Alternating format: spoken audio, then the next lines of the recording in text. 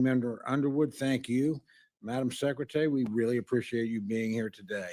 Let me begin by commending the brave men and women of this department who stand on the front lines each day to protect the homeland. Under new leadership, they've been empowered to fully carry out that fundamental duty. From day one, the Trump administration has made clear that protecting America is not negotiable.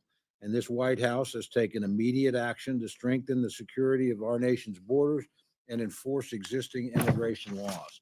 The contrast from the Biden administration could not be clearer.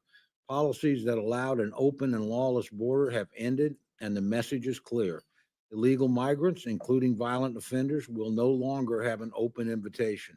Criminal cartels and traffickers will no longer be enriched, and the safety of our citizens will no longer be put last. In less than 100 days, we watched our southern border go from chaos to closed. The decisive actions and common sense measures of the Trump administration have led to an historic turnaround, driving illegal crossings to record lows and ensuring removal of dangerous criminals. President Trump and his cabinet, particularly you, Madam Secretary, have delivered on the promise to have the most secure border in modern American history, and our nation is safer as a result. It's imperative that investments for effective border security enforcement are strong, and I'm dedicated to working with the members on this committee and across the Capitol to ensure the department is properly resourced. Secondly, I appreciate that the DHS mission doesn't end here. Living in Tornado Alley, Oklahomans are no strangers to devastation caused by natural disasters. Even now, a slow-moving storm and record-breaking rainfall is responsible for significant flooding in my state that's already resulted in the loss of life and a state of emergency declaration by our governor. When state and local resources are exhausted, we do rely on FEMA to bring additional capabilities that save residents, remove debris, and help our fellow citizens rebuild. This isn't a partisan issue. It's one that concerns states regardless of politics. I look forward to a discussion on ways to reform FEMA and improve federal emergency response capability while eliminating inefficiencies and wasteful spending. Programs like the Building Resilient Infrastructure in Communities, or BRIC, grants have provided many communities with the means to mitigate the next disaster before it strikes, potentially saving taxpayers even more money. I support efforts like these that give local communities, including those in rural Oklahoma, resources to prevent further destruction. Madam Secretary, I know we're both committed to ensuring a safer and stronger communities across our nation. And thank you again for being here today. I look forward to your testimony. More importantly, just thank you for the job you're doing for the American people. The results have been spectacular and immediate, beyond, I think, what any of us could have expected. And that's in no small measure to the manner in which you've led. So we're grateful for your service. That, Mr. Chairman, I yield back. Thank you, Mr. Chairman. The chair wishes to put on the record that I have received no requests from anybody in the administration, the minority, or the majority that I do an opening statement. Accordingly, I will not be doing one. Not unusual. Madam Secretary, without objection, your full written statement will be entered into the record. With that in mind, we would ask you to summarize your opening statement to within 5 minutes. But, gentlelady from South Dakota, the floor is yours. Well, thank you, Mr. Chairman, and thank you, Ranking Member Underwood, and members of this committee for giving me the honor of being before you today. As a former colleague of the House of Representatives, I recognize the important role that you play in oversight over the federal government and our agencies, and I'm grateful for the chance to come here and talk about all of the good work that the Department of Homeland Security has done, the employees and the people who walk alongside us each and every day to follow through on what President Trump has committed to the American people, and that is to make America safe again. Today, I'm very proud of the accomplishments that we've tackled, and we've delivered the most secure border in American history. At the southern border, we have obtained near total control with daily encounters now down over 93% since President Trump took office. March saw the lowest number of border encounters in recorded history in the history of the United States of America at just under 7,200. That means that there were days where we had less than 200 encounters, which again is the lowest in recorded history. Under the previous administration, U.S. Customs and Border Protection was at times encountering over 15,000 people a day, which mean efforts were diverted into processing and facilitating an invasion of our country instead of doing their jobs. This astonishing turnaround is a testament to the resolve and to the leadership of President Trump to make America safe again, and it is accomplished by the incredible work of the people of the department. The secure border has allowed the Border Patrol to zero in on cartels and their illicit activity, and President Trump has designated 6 different cartels and criminal gangs as foreign terrorist organizations. This has allowed us to use a whole of government approach to go after drug traffickers, human traffickers, and in March, fentanyl traffic at the border fell by 54% compared to the previous year. We are enforcing immigration laws to identify, to arrest, detain, and to remove dangerous illegal criminals out of our country. And we're prioritizing individuals that have committed crimes in our communities. Aliens are a threat to our public safety and to our national security, and especially those that are affiliated with terrorist organizations such as Tren de Aragua and MS-13. This includes those who have final orders of removal in place are a priority for this administration. We've also worked with President Trump on his America First trade agenda through the U.S. Customs and Border Patrol actions and enforcement. The Biden administration hollowed out America's industrial base, and they shipped our jobs overseas. Well, President Trump is changing all of that. His actions are proving that tariffs are an effective negotiating tool to address trade imbalances. And in fact, companies are reshoring jobs here in America every single day. The Department of Homeland Security is reforming and rethinking federal improvement in our involvement in emergency response and management as well. President Trump recently announced new members to the FEMA Review Council, which I will co-chair with the Secretary of Defense. Now, this council is charged with fixing a broken system, and it is a system that will, when fixed, return power to state emergency management directors to make America safe again. And we're also taking steps to defend the nation's transportation systems, which are vulnerable to targets and attacks. The Transportation Security Administration is responsible for ensuring the security of all of those that travel. In a single day, there are over 45,000 flights and nearly 2.9 people travel on our airlines and our passengers in the United States. We're fulfilling our obligation to enforce and to launch Real ID in order to follow federal law that was enacted nearly 20 years ago. Validated IDs will secure travel, safeguard our elections, and make sure that we never experience and work to prevent a 9/11 attack again. As technology advances, so do the threats to our nation, and that's why cybersecurity is so crucial to our future. Countries like Communist China have both the capability and the intent to infiltrate and to potentially disrupt our critical infrastructure systems. The Homeland Security Department is responsible for 10 of the 16 different critical infrastructures. And despite these threats, the Biden administration instead used CISA to play politics and to police speech. Under President Trump, we've been working to get CISA back on mission and to make sure that they're focused on cybersecurity. Now, the Coast Guard is the only branch of our military and our U.S. Armed Forces that is under the umbrella of the Department of Homeland Security, and it has many different missions with specialized needs going forward.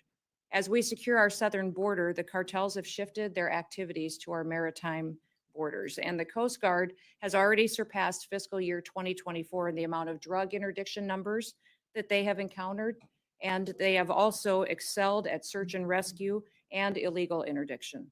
Since the Coast Guard is facing our greatest readiness crisis right now since World War II, we need to act to make sure they have the tools, training, and equipment that they need to be the tip of the spear in our national security response. We have a plan to reinvigorate the Coast Guard, and this is a critical component of our Homeland Security mission. Now, with Force Design 2028, which some of you may have heard about already, we will transform the Coast Guard into a more agile, capable, and a responsive force. And since I took office, is one of the responsibilities that I have is reforming the Secret Service in the wake of the July 13th assassination attempt on President Trump. We have reassessed the Secret Service's needs. We've refocused recruitment away from what the Biden administration was prioritizing with DEI objectives, and instead bring people in with experience and with training that align with the agency's zero-fail mission. These accomplishments are just a portion, Mr. Chairman, of what the department has achieved in just 100 days. And with the support of this committee, we'll be able to make the department more efficient and more effective into the future. I want to thank Chairman Cole for his kind words. It has truly been one of my greatest honors to have been able to serve with him in his advocacy for the people in his district, but not just the people in his district, but the history to which he's represented the people of the United States. He's a true statesman that works across the aisle to come up with solutions. I'm so grateful for all of you, but I'm grateful for the people that work every day in the Department of Homeland Security. They are examples of bravery and dedication, patriotism, and perseverance. It's our responsibility to give them the resources that they need to meet the challenges of the day, to give them the training and equipment that they rely on to be successful for the American people. But we also have to remain accountable to the American taxpayer and make sure that we're spending money appropriately and where it should be spent to serve them the best. So thank you for the opportunity to be here today. And with that, Mr. Chairman, I look forward to your questions. Thank you, Madam Secretary. I'm going to hold off on my questions until the members have got done to see if some of them are duplicative. And so, Ms. Underwood, the floor is yours for questions. Thank you, Mr. Chairman. This weekend, the president made the remarkable statement that he, quote, doesn't know whether he has to uphold the Constitution. You, however, have taken a different position, both in your confirmation hearing and when you took the oath of office. You said that you were committed to complying with the Constitution. Do you still stand by that statement? Absolutely. I believe President Trump Excellent. as well Let's start took with Article 1, which gives Congress and only Congress the power of the purse. No money shall be drawn from the Treasury, but in consequence of appropriations made by law. But this administration is freezing, terminating, and even clawing back federal grants and awards that were already signed into law. These are taxpayer dollars that were appropriated by Congress for the specific purposes that we laid out. So, Secretary, let me ask you, do you believe the administration has the authority to subvert appropriations law to freeze and terminate congressional funding? The administration and the Department of Homeland Security used our authorities that we have to evaluate every grant that was in front of us and meet statutory requirements, but also to make sure that they were being spent appropriate. So, of What course, we the did through president these is within grants his was to authorities. make sure Ma'am, that this we is went my time. forward. Thank you so much. Of course, the president is within his authorities to drive policy decisions within the bounds of federal law and the Constitution, but that's not what you've been doing. What I'm asking is whether you believe you have the authority to ignore appropriations law. Do you believe that the Constitution gives the executive branch unilateral authority to withhold funds appropriated by the legislative branch? We have evaluated grants to make sure if they're being spent appropriately, and work that is underway and was authorized has continued. Other grants that have not been started and have not been authorized or obligated, we have reevaluated. And I think you're talking specifically about grants potentially within FEMA that were non-disaster related grants. I'm talking Those broadly, ma'am. programs are And being- Article 2 does not give the executive the authority to withhold funds, period. And multiple courts have weighed in to agree. Multiple courts have ruled in agreement. Congress controls the power of the purse. We are That is not- a fact. That's not we a are- question. That is a fact. And so if the president disagrees with certain spending, Congress passed the Impoundment Act to create a legal process to seek rescissions, and we expect him to follow the law. This administration is not just ignoring the constitutional power of the people's elected representatives. It is also violating the fundamental right of individuals. Do you believe that the Constitution grants everyone in our country the right to due process, including non-citizens? The administration has the authority to. Ma'am, look I'm at looking for a how yes or grants are no spent and question. to Yes or no? Do you believe the reappropriate them Constitution? as Yes, appropriate. ma'am. Do you, We have ma'am? not conducted in any Reclaiming my kind time, of Mr. impoundment. Chairman. Time is yours. Okay, Secretary Noem, I'm just looking for a yes or no here. Do you believe the Constitution guarantees due process to everyone in America? Due process is exactly what this Congress Yes lays or out. no? It is, and Okay, the ma'am, tools I'll take you that as give a us no. on due process Excuse me, is I'm trying, afforded to. ma'am, I'm trying to ascertain your understanding of the law as it applies to your department. And you as its leader should be able to give us a yes or no answer, because judge after judge has ruled that the law is not being followed. Do you believe that the US government has the authority to deport American citizens? No, and we are not Okay, deporting great. US citizens. I'm so happy to hear that you do not believe that the law gives you that authority, because the federal government has no authority under US laws to deport any American citizen. And as I know, everyone viewing this hearing today knows that several American citizens have been they deported to haven't. date. That is not Secretary true. Noem, that was not a question. Secretary Noem, that oath that we both swore before taking office was to protect and defend the Constitution of the United States, not the president, not a political party, the Constitution. And that's what we're going to keep doing here at the Appropriations Committee. Thank you. I yield back. Chair now recognizes the gentleman from Oklahoma, the chairman of the Appropriations Committee, for questions. Mr. Cole, the floor is yours. Thank you very much, Mr. Chairman. Madam Secretary, again, great to have you here. In your service, you've prioritized detaining and removing literally the worst of the worst in our country that have arrived here illegally, including those that have committed violent crimes against our fellow Americans. I think we're all in support of that effort. Can you tell us, and you may not have this information, I'm just curious, how many illegal aliens have committed serious offenses against our own citizens? Yeah, there are tens of thousands of illegal aliens that have committed crimes against individuals in this country. And we have worked very hard to make sure that those are the individuals that we're going after and deporting as soon as possible. There have been over 160,000 repatriations targeting these individuals, returning them back to their home countries and facing consequences and legal action because of that. President Trump has told us to make these individuals a priority.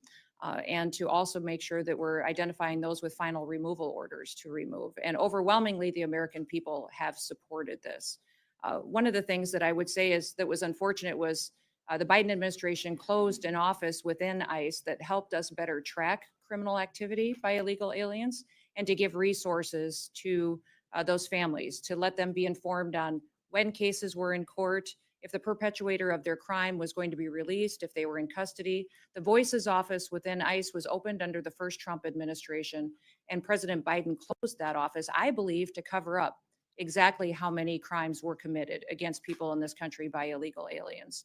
We have reopened that office. We believe that that data would be helpful, and they're continuing to work with people who have been victims of illegal crimes and illegal alien activity in this country. But those data and that information, I don't think we'll ever truly know how much crime was committed and how many were committed against American citizens because the Biden administration refused to track those victims and those crimes as they were perpetuated. Well, I commend you for reopening the office. Let me just as a quick follow-up ask you, again, this may be information that is not readily available, but I'm curious if we know how many illegal aliens have actually currently have final orders for removal from an immigration judge, and we just haven't had an opportunity to execute those orders.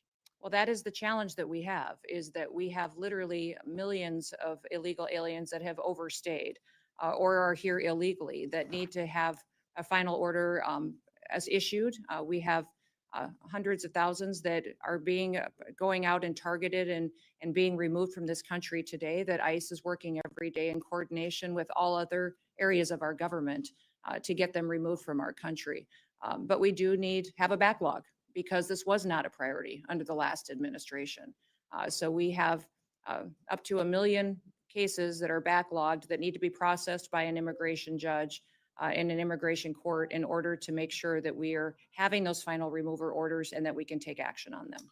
I want to commend you. You mentioned your statement about pushing on the Real ID Act. I know that's not an easy thing to do, and I'm sure when the day comes, about 30% of the people, as I understand it, that travel still don't have that documentation. Amongst the things you have to consider are what kinds of IDs are acceptable. I would encourage you as you do that to look carefully at tribal IDs. I know certainly in South Dakota, but in Oklahoma, we have a lot of our citizens that use those as primary sources, and clearly they need to meet the standards you lay out. But whatever you could do in that regard to both keep those folks informed and work with them so they get into compliance would be very appreciated.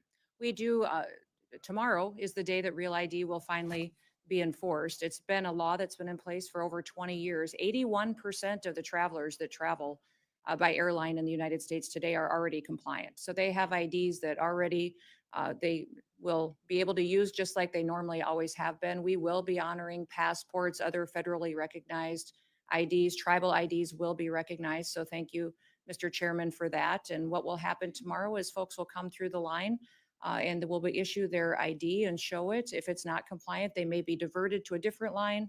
have an extra step, but people will be allowed to fly. We recognize that this is a security issue. Congress has had many, many years to reevaluate it and decide if they wanted to change the law or to stop it. And the Biden administration chose that it should go into place on May 7th, and we intend to follow the law. So we will make sure that it is as seamless as possible and that travelers will get to stay on their intended itinerary. But we are telling people that this law will be enforced, and it will allow us to know individuals in this country who they are and that they're authorized to travel. I'm about out of time, so I'm going to mention a quick thing and then probably submit it for the record so you have time to respond. I am very interested in the BRIC grants, which again, we did pass when President Trump was there. Would love to be updated as you figure out how you're going to reform those, but they have been extraordinarily valuable, I think, to communities. And like all grants, they can be used correctly or misused. I don't have any problem with evaluating things, particularly in the last frenzied days of any administration. Sometimes a lot of stuff slips through that you wish hadn't in retrospect. But please know that there's strong bipartisan support for that program, as there was when President Trump, introduced it and signed it into law back in 2018. So love to know more when you can about your plans to reform those grants, but hopefully keep them operating. You bet. Thank you. Thank you very much. Thank you, Mr. Chairman. Yield back. Thank you, Mr. Chairman. The chair now recognizes the gentleman from Texas, Mr. Cuellar. The floor is yours. Thank you, Mr. Chairman. Madam Secretary, it's good to see you. I was going to show you, but I think the rules don't allow me to show you just something because I just want to talk about basics, but hopefully we can sit down later and I can show you what I'm referring to. Want to talk about some of the basics. I live at the border, lived all my life there. Want to talk to you about river roads. I want to talk to you about Carrizo cane, technology that's needed, aerostats, and cameras that are not working, and some infrastructure. Basics that are needed for border security. My area, Laredo, it's the largest inland port, bigger than LA, bigger than any other place in the country. We get 18,000 trailers a day. We're about to expand from 8 lanes to 18, plus another bridge. We got 2 of them, 2 rail bridge. So trade is very important to us. But when we talk about illegal crossings, we've been the second lowest crossing in the country, and we still are out there. I think right now, latest numbers, 30 people, maybe 40 people a day coming through my area, which is almost nothing. So thank you for that. River roads, the river roads, and I wish I could show this just to show you, but the river roads go this way. Let's say the river's here. The river roads, the roads go this way. So Border Patrol can go here, but they can't go across. So what we're asking is for river roads to follow the river itself. And I think that would be a big investment, a good investment that we need. So one is the river roads. The other thing is the Carrizo cane. The Carrizo cane, I know you got some folks from people that are very familiar, but the Carrizo cane will grow almost the size of this. And it's not good for Border Patrol. I think Tony Gonzalez and folks that are from the border understand, we ought to get rid of that Carrizo cane on our river, but get the Mexicans to do that.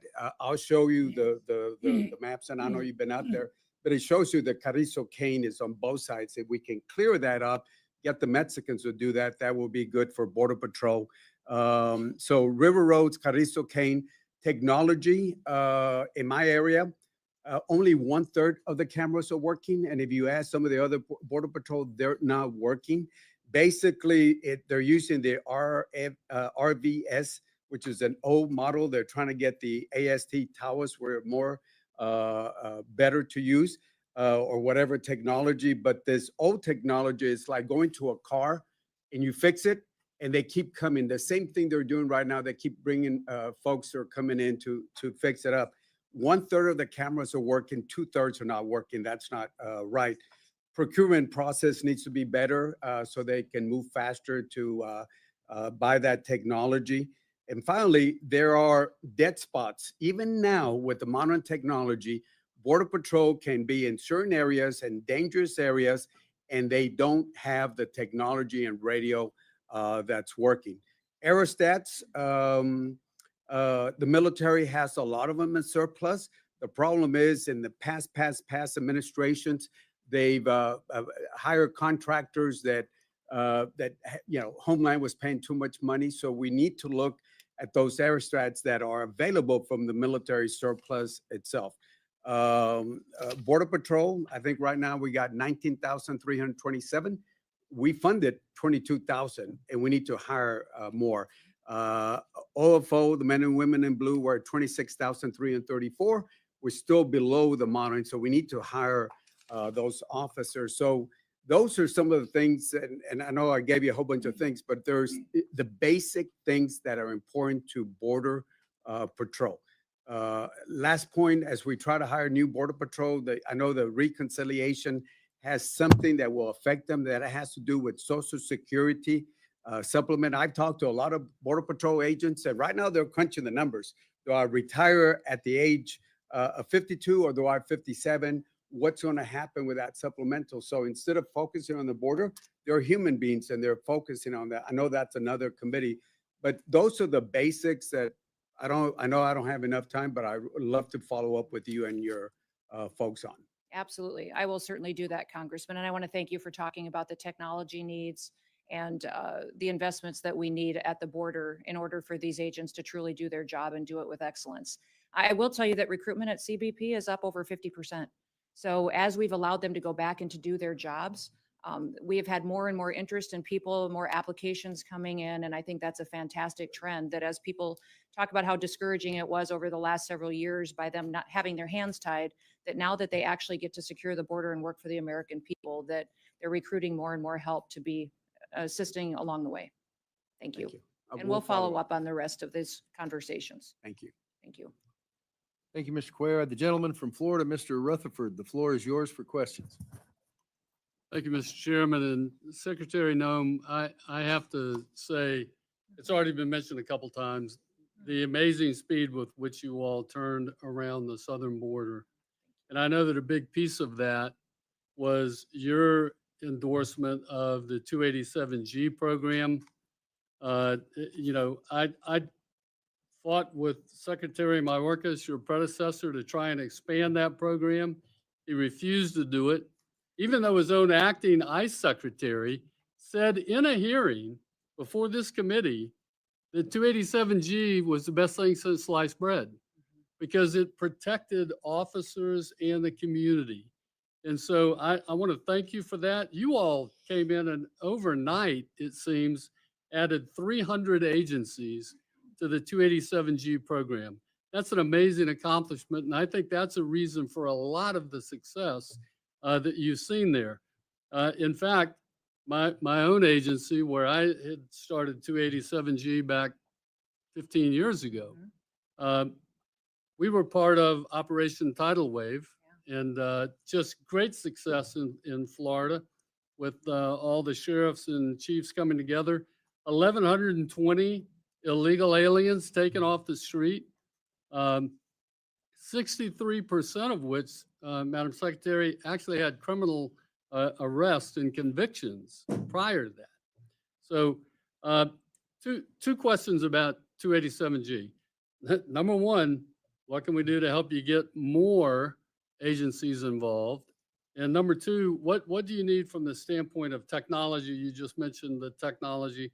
What can we do to help you get those agencies trained and the technology that they need to get into those databases so that we can actually run these 287G programs, which are better than sliced bread, at top efficiency? Yeah, well, thank you, Congressman, for talking about this program, because it is incredibly important to our strategy of having the enforcement that we need to really address the criminal activities that we've seen out on the ground. 287G is a partnership between our officers, ICE, CBP, that brings everybody to the table. It's an agreement that's signed with local law enforcement or state law enforcement that allows us to operate in a task force model to go out and make sure that we're having more bodies, more people a part and backup of these operations on the ground going after dangerous criminals. We have today, I believe, 598 agreements out there across the country, over 6,200 different officers that has brought alongside of us to work alongside of us to protect our communities. And they've done incredible work. You referenced what was done in Florida on Operation Tidal Wave. Those 1,120 dangerous criminals are off the streets now Right. today, and they are people that were here illegally, broke our laws, and now they are having the opportunity to face consequences and to go home to their home countries. I would say that we're looking for more agreements like that across the country, and we'll continue to build on it. What Florida did by having a whole of state approach is what we want to build out and model in every other state as well. And we've had partnerships from the DEA, ATF, DOJ, state highway patrols. We've had, obviously ICE, US Marshals, CBP, local law enforcement, cities, county sheriffs. People who've committed their whole life to upholding the law, and having the scales of justice apply equally to everybody are a part of this team. And it has been wonderful to see people jump in and be a part of it to make sure that we have not just the authorities that we need to go out there and to work, but also to have the local knowledge and the people in their community that really want to be a part of the solution and making them safe again. Well, we look forward to continuing that. I want to ask very quickly, I don't have much time left, but I want to ask about these recalcitrant countries that, we have 1.2 million deportation orders out there that are waiting for these countries to take them back. I was shocked under the Biden administration that Secretary Mayorkas claimed he couldn't send them home because they wouldn't take them. But now I understand that now that you're in charge of DHS and the Trump administration State Department working together, that there's been some change in that. And can you talk a little bit about how that's going? Yeah, so the Department of State is the entity that negotiates travel documents and the ability to repatriate people back to their home countries. And they've done phenomenal work in giving us the opportunity to do that. There are some countries that are still refusing to take their own citizens, and I would reiterate that every single country has a responsibility to take their citizens back. And that has always been something that has been an international common sense agreement that has existed. Many of the countries today, even as they are working with us, aren't taking their citizens home very quickly. They may limit us to 1 or 2 planes a week. Mexico had a limitation on us for quite a period of time, even a limitation on what kind of aircraft we could use. And so working with those countries is a diplomatic job that consistently needs to be stayed on top of. So many times while we have people that are brought into our facilities and ready to be returned home, getting those travel documents and the permission to return them to their countries is incredibly important. Thank you very much for getting them out. I see my time's expired. I yield back. Chair recognizes the gentleman from Hawaii, Mr. Case. The floor is yours for questions. Thank you, Mr. Chair. Madam Secretary, I appreciate your rosy report on the Department of Homeland Security.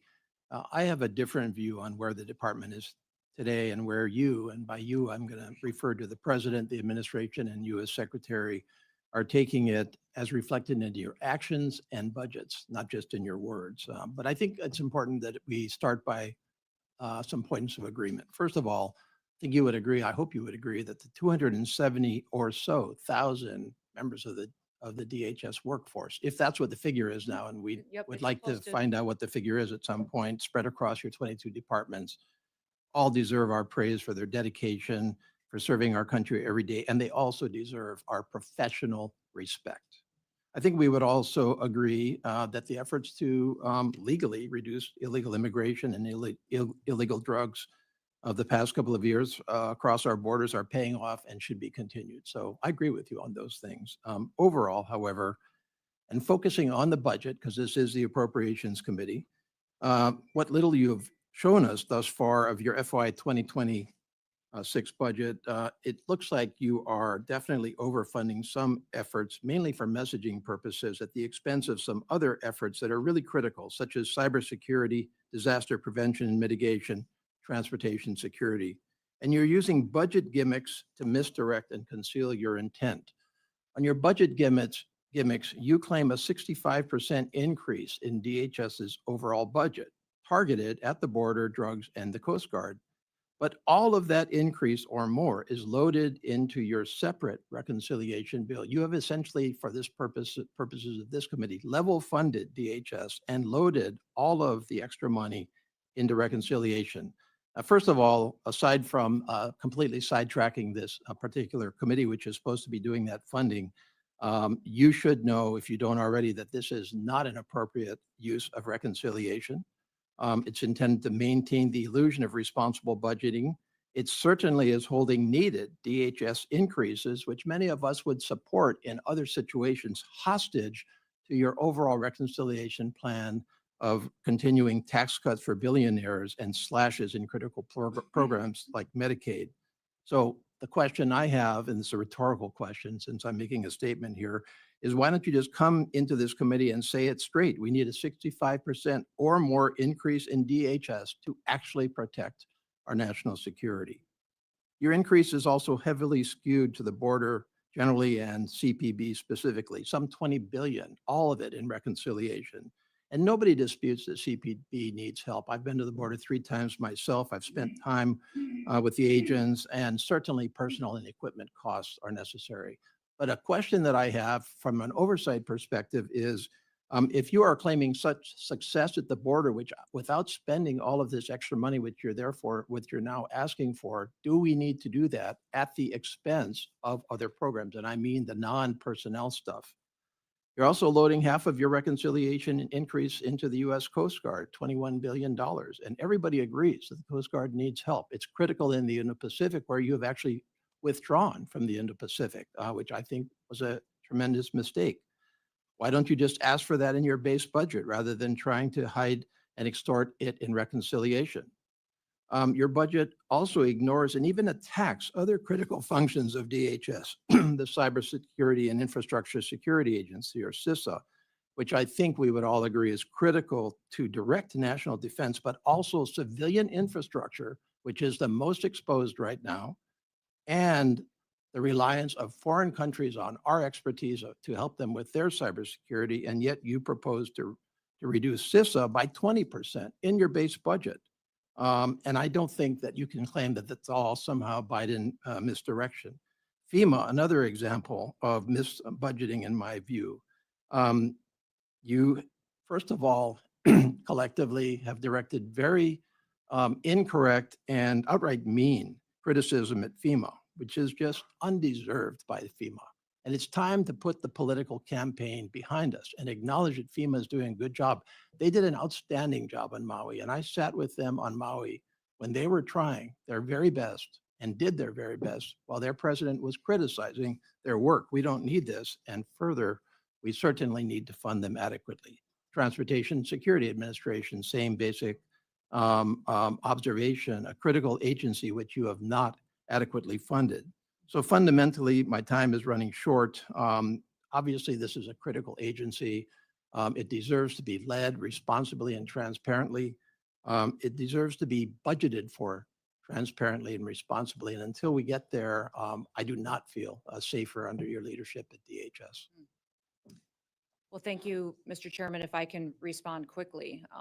Thank you for your comments, and I'd like to respond to you. If I don't have time today, I will in writing or in answers to other questions. But we have focused on making sure that we're going forward with a Department of Homeland Security that focuses on what our mission is, and that is to secure America's homeland and do that while being accountable to taxpayers. So every single component I have, 23 different departments, we have gone back to their mission statement on what they were intended to do and put them back on mission. So in CISA, instead of doing censorship, misinformation, disinformation, they're back to securing our critical infrastructure. TSA, all we're doing there in the reductions is reducing empty FTEs that were never filled or don't have TSOs in them now, and asking for TSA officials to do work that they were intended to do, not to do unskilled technical work by monitoring exit lanes. So I could go through all of them that you mentioned. FEMA as well. The president has indicated he wants to eliminate FEMA as it exists today, and to have states have more control over their emergency management response. He wants to empower local governments and support them in how they respond to their people. So thank you for identifying what you're concerned about, and I look forward to having conversations with you so that I can answer the questions that you have and reassure you that this Department of Homeland Security is accountable, but it is also going to fulfill the mission for which it was created after the horrific events of 9/11. Thank you.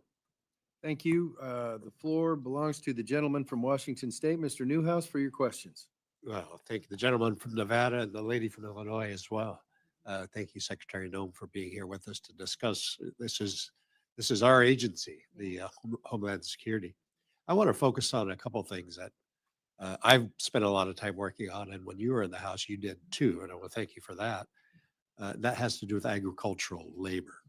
I was very delighted to hear President Trump in early April make several, and I thought were very important comments about the agricultural labor force, as well as some of the, what would you call, hotel, entertainment kind of workers whose current workforce certainly are lack a legal status. So I'm talking about H-2A and H-2B. He proposed a plan to allow undocumented agricultural workers an opportunity to touch back with the ability to come back to the United States with achieving a legal status. I can't overestimate or overstate the importance, as you know, of an agricultural labor force to produce food and fiber in our country. So I wanted you to, if you could, provide any kind of an update that you could share with us on the discussions there at the cabinet level, but also in that same vein, a major cattle producer and processor in Washington and Idaho recently shared some of their concerns with I believe it's called the termination of parole process for Cubans, Haitians, Venezuelans, and Nicaraguans. Apparently, the workforce there, up to 15% of their workforce is made up of people from those countries. And so I wanted to give you an opportunity to either speak with us about that or follow up with my staff later. No, thank you so much for talking about the important programs that we have to facilitate a workforce in this country that have contributed so much in certain industries in different areas going forward. President Trump has been very clear that he believes that people that are here illegally need to go home. He has backed that up with his policies that you don't get to come into this country and have the law apply to some people and not others, that the scales of justice should apply equally to everyone, and that individuals who are here illegally need to face consequences for that and go home. I think one of the reasons that you've heard us recently talk about self-deportation is because our preference is that the individuals who are here illegally self-deport. We will facilitate purchasing their plane ticket and a stipend once they return to their home country. So they have the opportunity to do exactly what you talked about by touchback. They have the opportunity to come back to America then and to do it the right way. They will face the consequences for breaking our laws originally, but we want everybody to have the opportunity to be a part of the American dream. If individuals who are here illegally wait until we have to go and find them, arrest them, deport them, spend up to $17,000 by getting them back home to their home countries, President Trump has been very clear. They will never get the chance to come back. So I would encourage everyone in this country that is in these industries to proactively tell the story. That's why you've seen us aggressively carrying the message to people that the United States is now following the law, that we are now securing our borders, and that we're getting people out of our country who've broken our laws. But if you do work with us, that you will have the opportunity to come back. Those visa programs are ones that we continue to have discussions with the administration, with many of you on. There's some latitude given to the Secretary of the Department of Homeland Security, but I will remind you that Congress consistently maintains the authority to determine how many are issued in this country and if they are issued into the future. And so we always will follow that as that goes forward.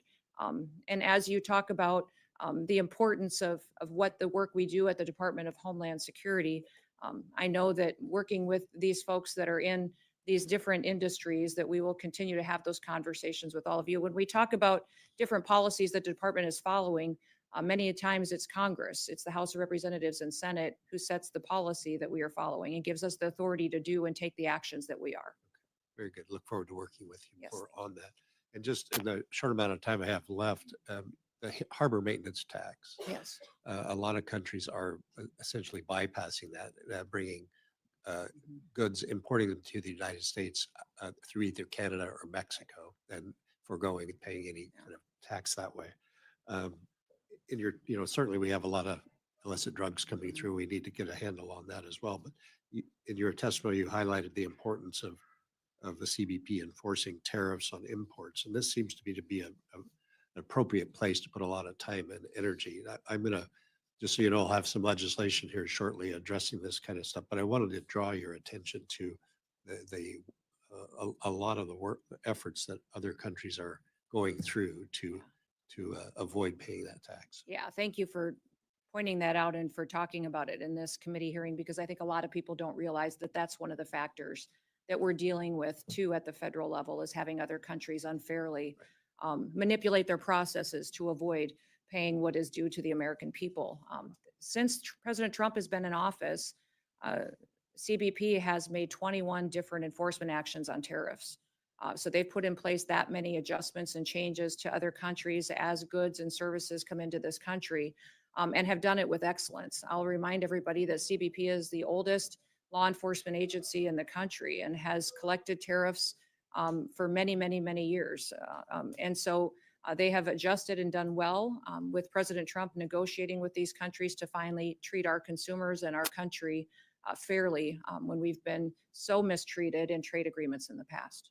Well, thank you. But that is a part of the discussion that the president continues to have with these other entities that have manipulated that. Very much appreciated. Thank you, Mr. Chairman. The gentlelady from Texas, the floor is yours for questions. Thank you, Mr. Chairman and Madam Ranking Member. Secretary Noem, thanks for being here. Appreciate it. I'm proud to represent my border community of El Paso, Texas.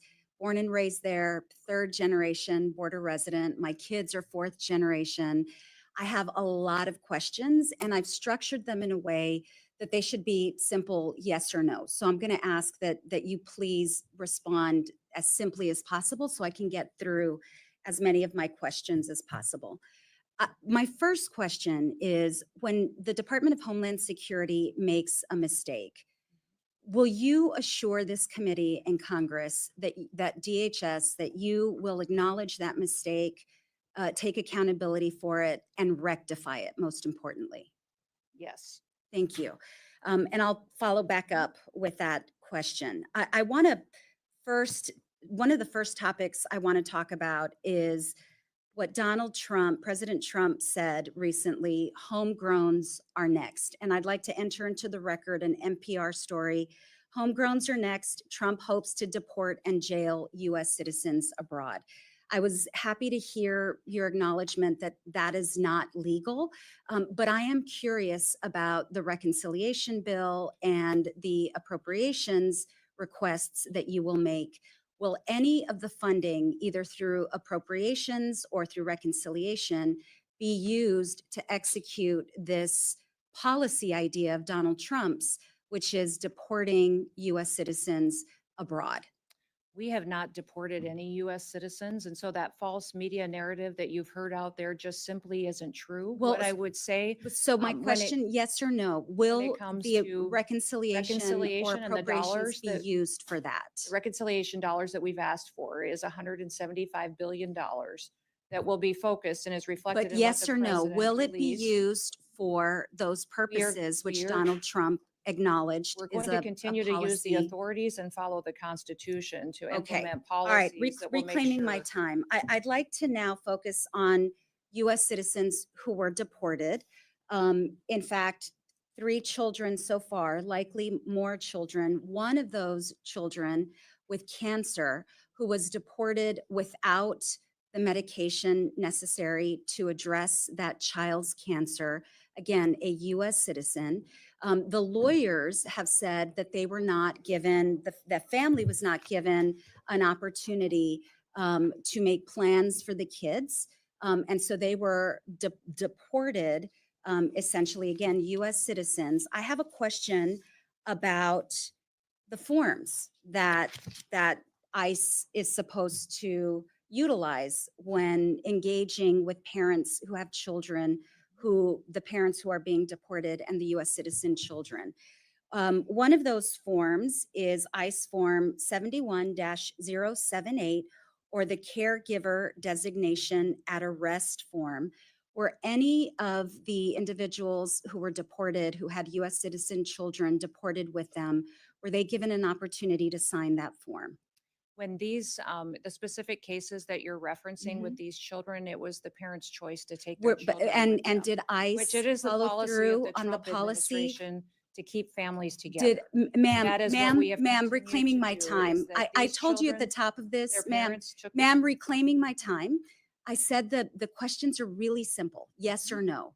Was that form used in any of those cases? I will get back Yes to or you on no? that Okay, specific form. I perfect. don't know the Thank number, you. but I do know That's- these mothers went Okay, on the thank you. record The filling out second form, paperwork ma'am, and in reclaiming my interviews time, reiterating ma'am, they wanted please, to keep their ma'am, children with them. reclaiming my time. I'd like you to avoid the filibuster so I can get to all my I'm questions, answering please. your questions. So with the that. second ICE form that I'd like to ask you about is ICE Form 71-76, which is also, it's pre-removal parental interests election form. Can you get back to me on that? Were all of the parents allowed to sign that? Are the parents allowed to speak to lawyers before they're deported or to speak to their US citizen spouses before they're They deported? are given the opportunity. Okay, to- so you can have- guarantee that every one of those parents, We followed all the normal policies and procedures. so and they were everything. allowed, they were Every allowed to case was talk to a handled lawyer? That's a exactly yes? As it is authorized. Is that a and laid out yes? by- That's a yes? Everything was handled That's- appropriately and But correctly. did in they all every get to single talk case to a that you've lawyer? Okay, addressed reclaiming my Under the time. policy. Mr. Chairman, unfortunately, I'm out of time. I have a number of other questions we'll get to in the next round. Thank you.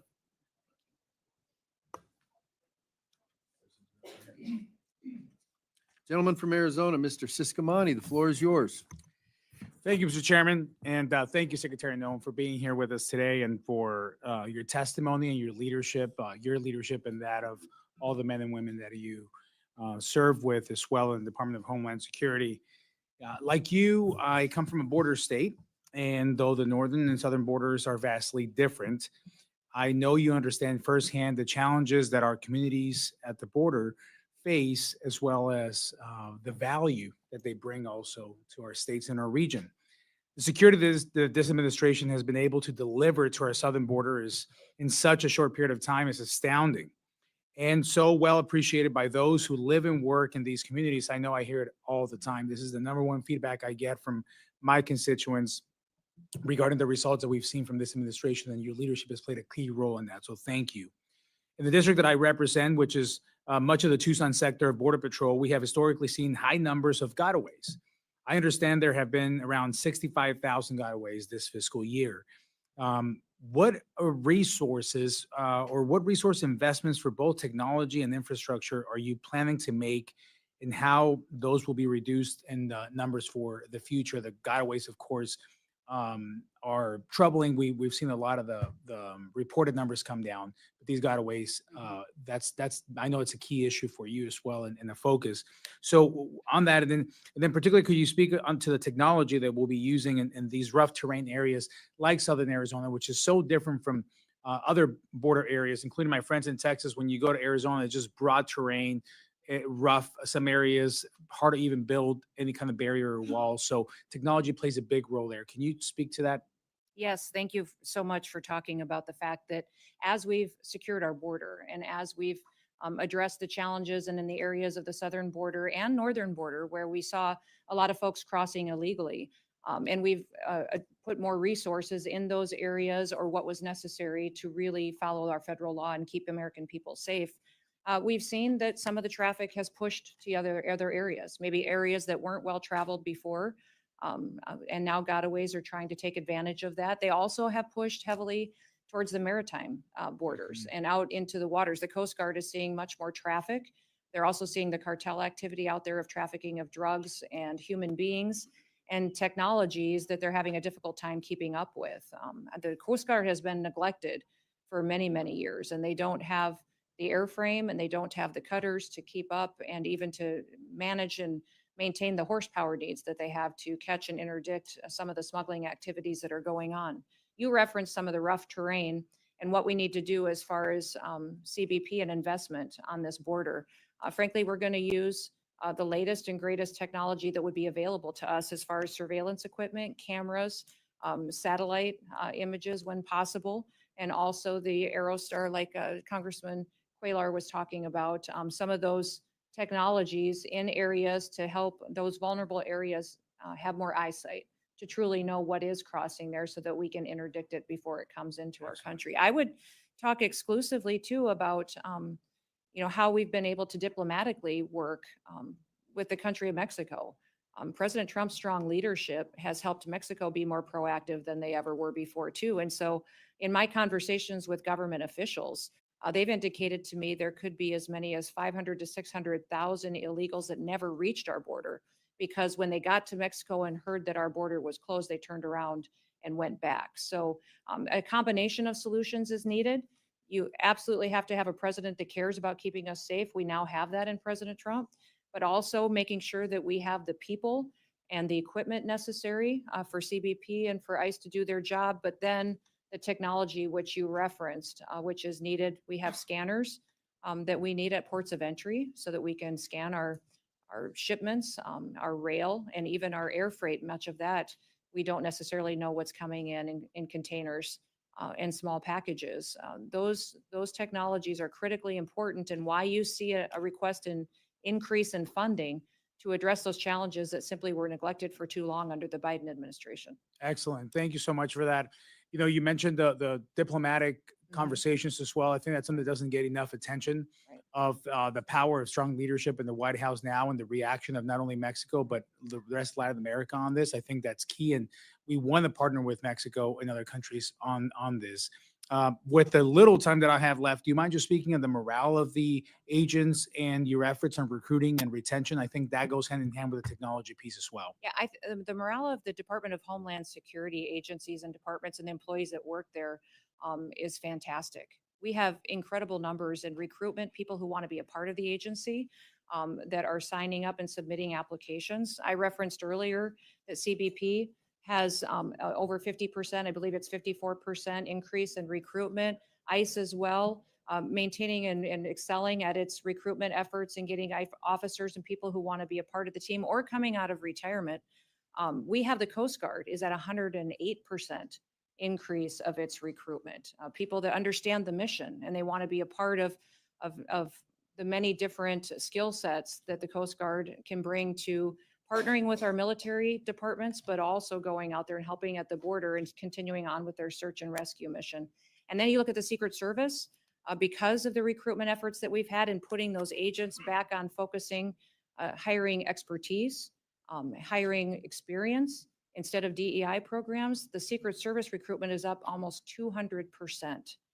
The applications we've gotten have been fantastic by telling our story and that they can be a part of an agency that protects the most powerful in the world. It truly has been inspirational. So I believe that some of the narrative that the Democrats have used to attack the Department of Homeland Security just simply isn't true. The people that are wanting to come and work for us are inspirational and they're true Americans. Thank you for that. Chairman, I yield back. Gentleman from Texas, Mr. Gonzalez, the floor is yours for questions. Thank you, Chairman, and thank you, Madam Secretary, for being here. I hope you know how committed this committee is to working alongside you and the President to get this done. And here we have the chairman of the full committee sitting throughout the entire duration. So this is just the first of many things. I want to thank you for making your first official trip as secretary. You went to the border, right? You went to Del Rio in my district and you saw it firsthand. You're not new to this as governor. You were very active along that.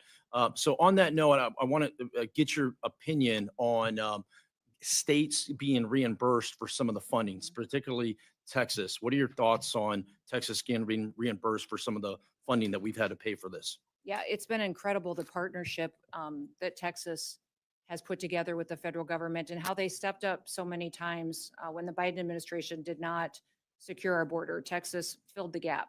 And when I was governor, I deployed my National Guard there to facilitate and help as well as did other governors in the country and did what we could to get by until we had a new president that truly cared about keeping America safe.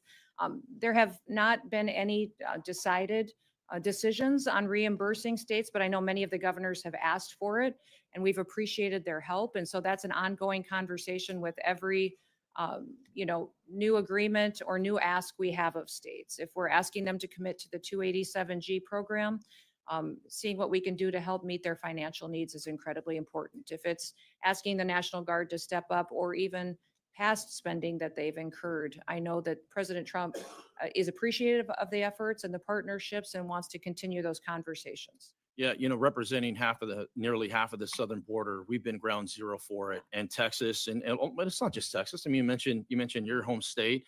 Everyone has really pitched in a big way, and it's not fair. For the last 4 years, a lot of our states have been on our own and had to pay out of pocket. I think it's a great opportunity for the federal government to reimburse some of these states. I'm certainly committed to making sure Texas gets reimbursed for some of the funding we've done along the border. I'll tell you what, it was very difficult to get anything out of your predecessor every time he came before this committee, other than lying to us and saying the border was secured when we know it wasn't. One thing that we did get out, last year, I submitted a letter to the ICE director asking him how many convicted criminal illegal aliens were in our country. And this is what I got back.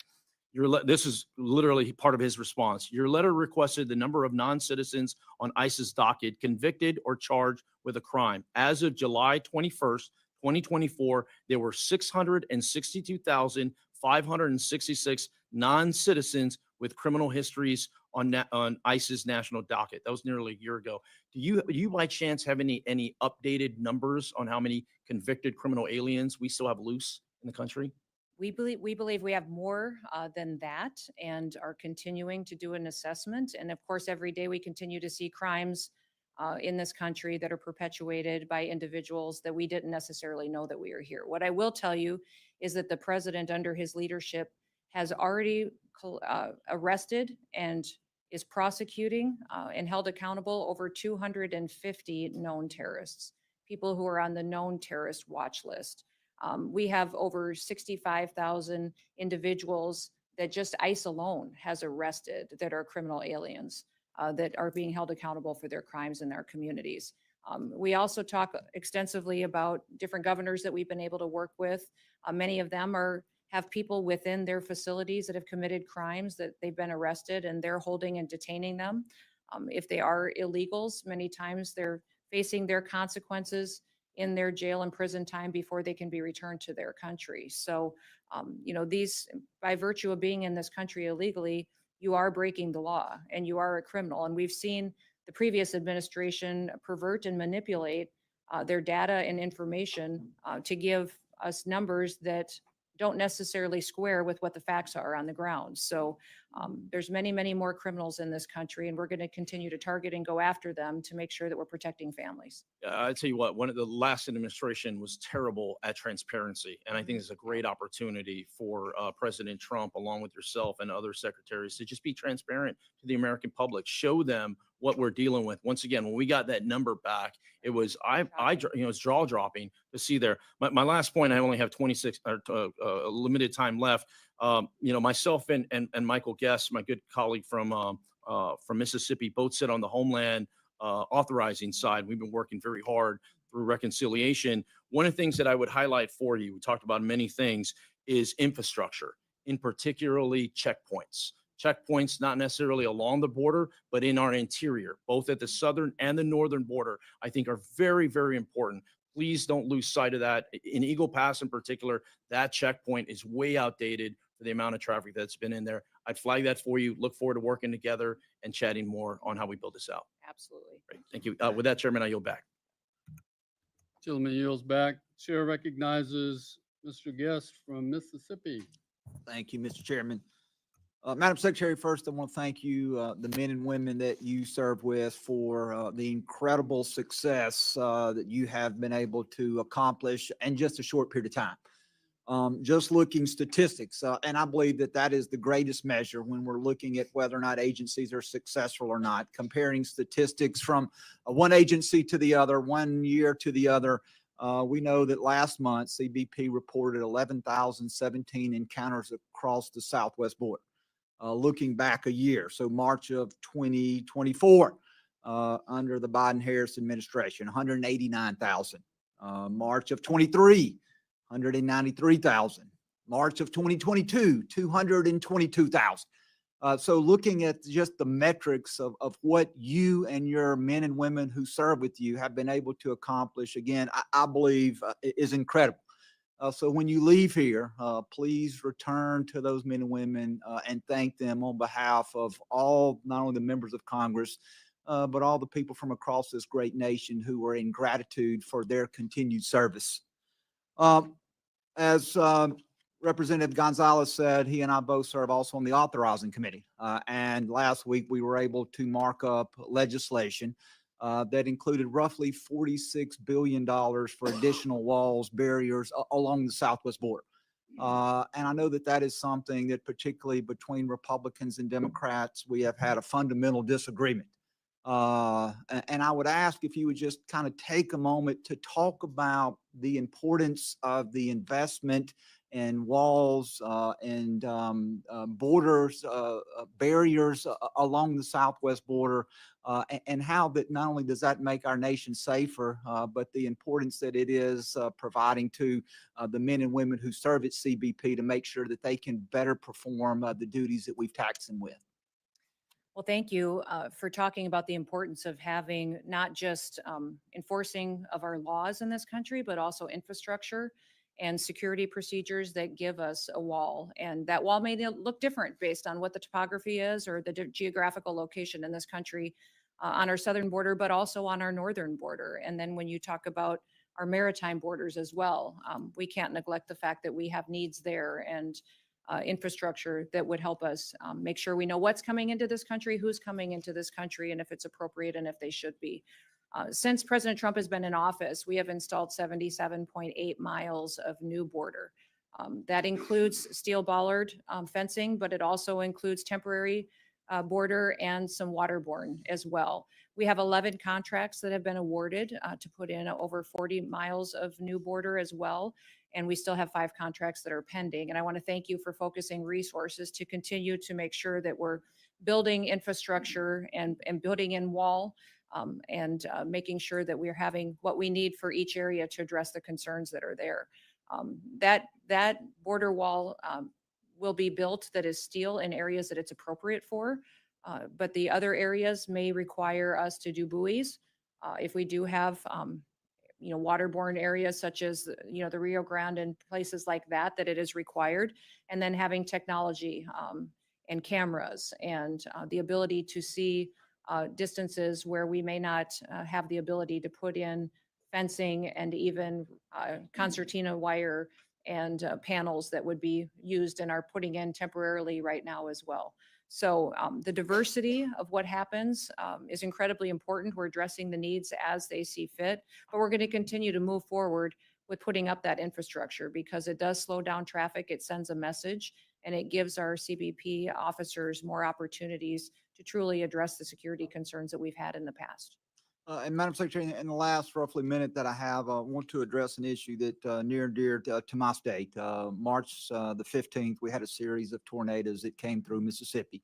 Half a dozen individuals lost their lives that day. It impacted roughly 20 counties. So roughly a quarter of our state was impacted.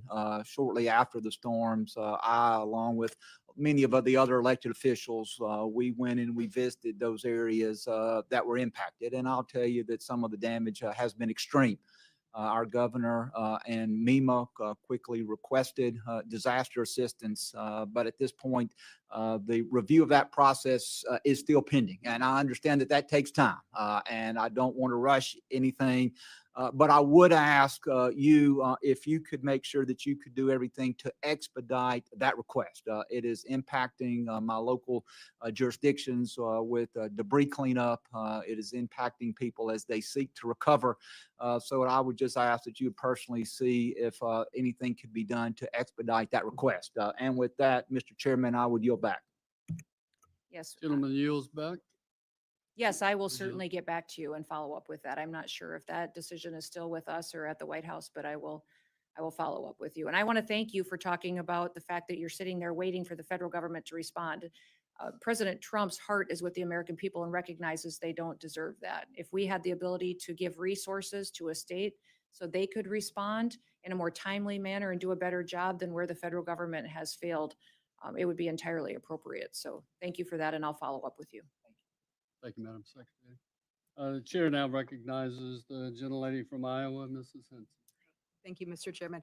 Good morning, Madam Secretary. Thank you so much for joining us. Really appreciate your commitment to getting Homeland Security back to mission. We saw such a straying from that in the previous administration, and President Trump's border security promises were really delivered on day one and continue to be executed on. So I just want to say thank you for that. Under your leadership, those illegal encounters at our southern border are dropping to historic lows. Our immigration laws are finally being enforced. The border wall is back under construction. DHS is finally working again on protecting the homeland.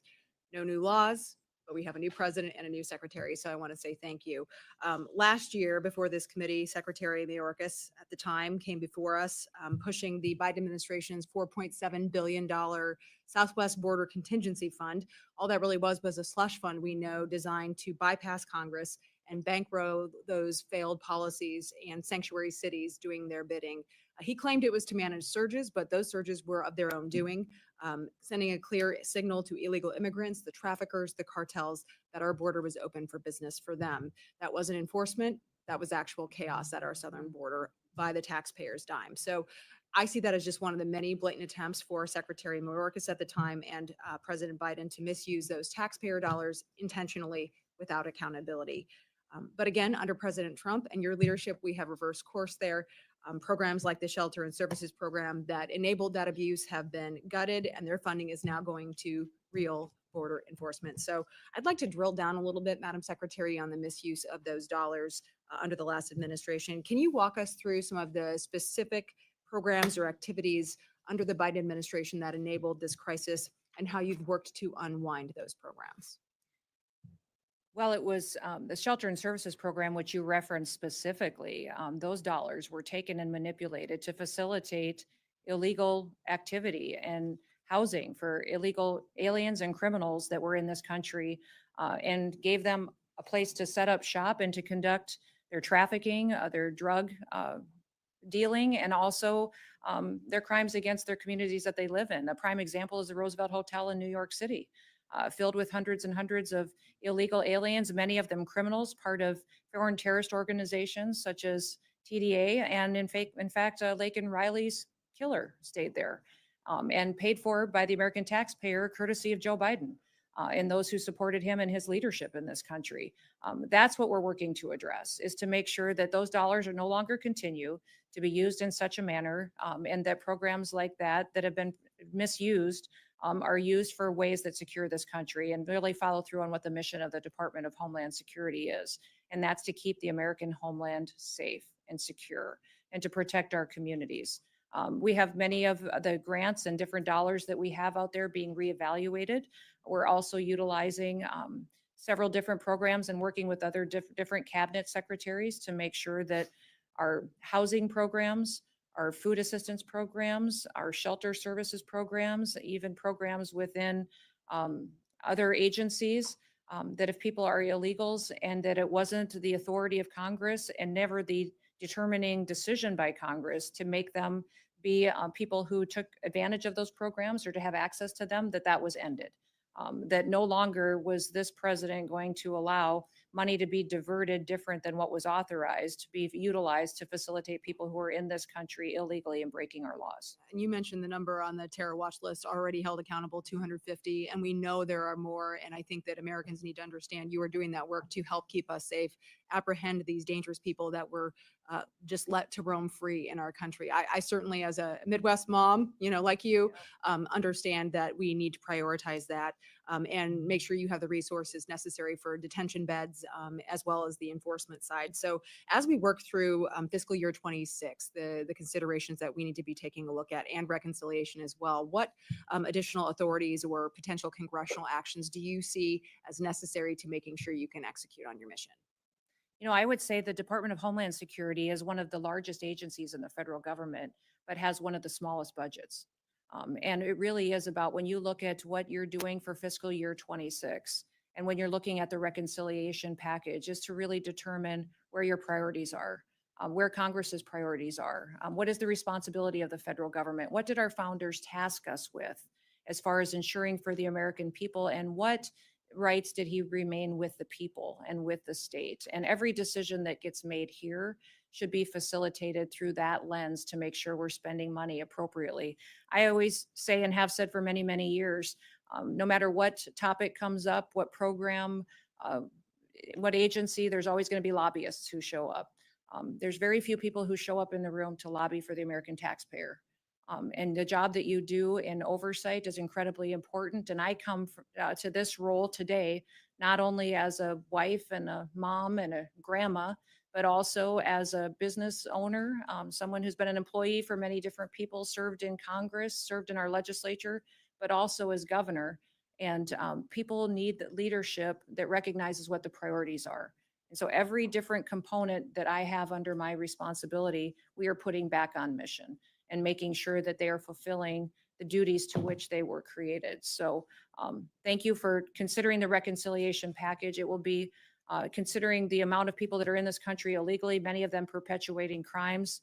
We need the resources to continue doing what President Trump has promised the American people, to get these individuals out of our country and make sure that they come into our country, if they self-deport when they come back, that they do so the right way. And that they can be a part of the American dream in the future. Thank you again to you and President Trump for redirecting those resources where they are intended to go. Really appreciate that. And Mr. Chairman, I yield back.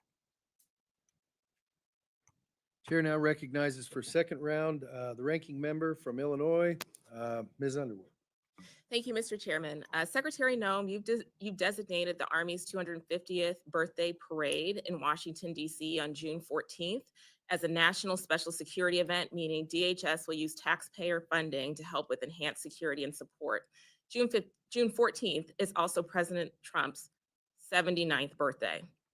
At the same time that this administration is canceling critical cybersecurity and disaster recovery funding under the guise of so-called waste and abuse, it's being publicly reported that this event will involve a full military presence crossing the Potomac from the Pentagon to Constitution Avenue.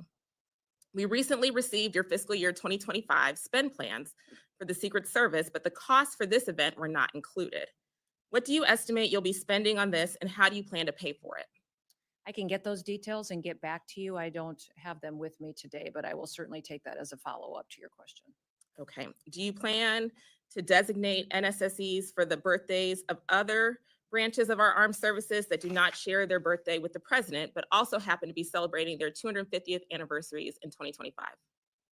I will look and work with the administration and with the different departments and agencies to identify what would be appropriate for all of those. And we'll continue to keep you updated on that as well. Now I want to focus on CISA for a moment. America is under constant and growing threat from cyber criminals and foreign adversaries, as we're still seeing with Salt Typhoon. Last week, you said we should, quote, just wait for the president's grand cyber plan. But you have not waited to erode the department's cyber defense capabilities by removing resources and personnel from CISA and other components. Meanwhile, bad actors are burrowing further into the critical infrastructure of this country. On what date can we expect to receive the president's cyber plan?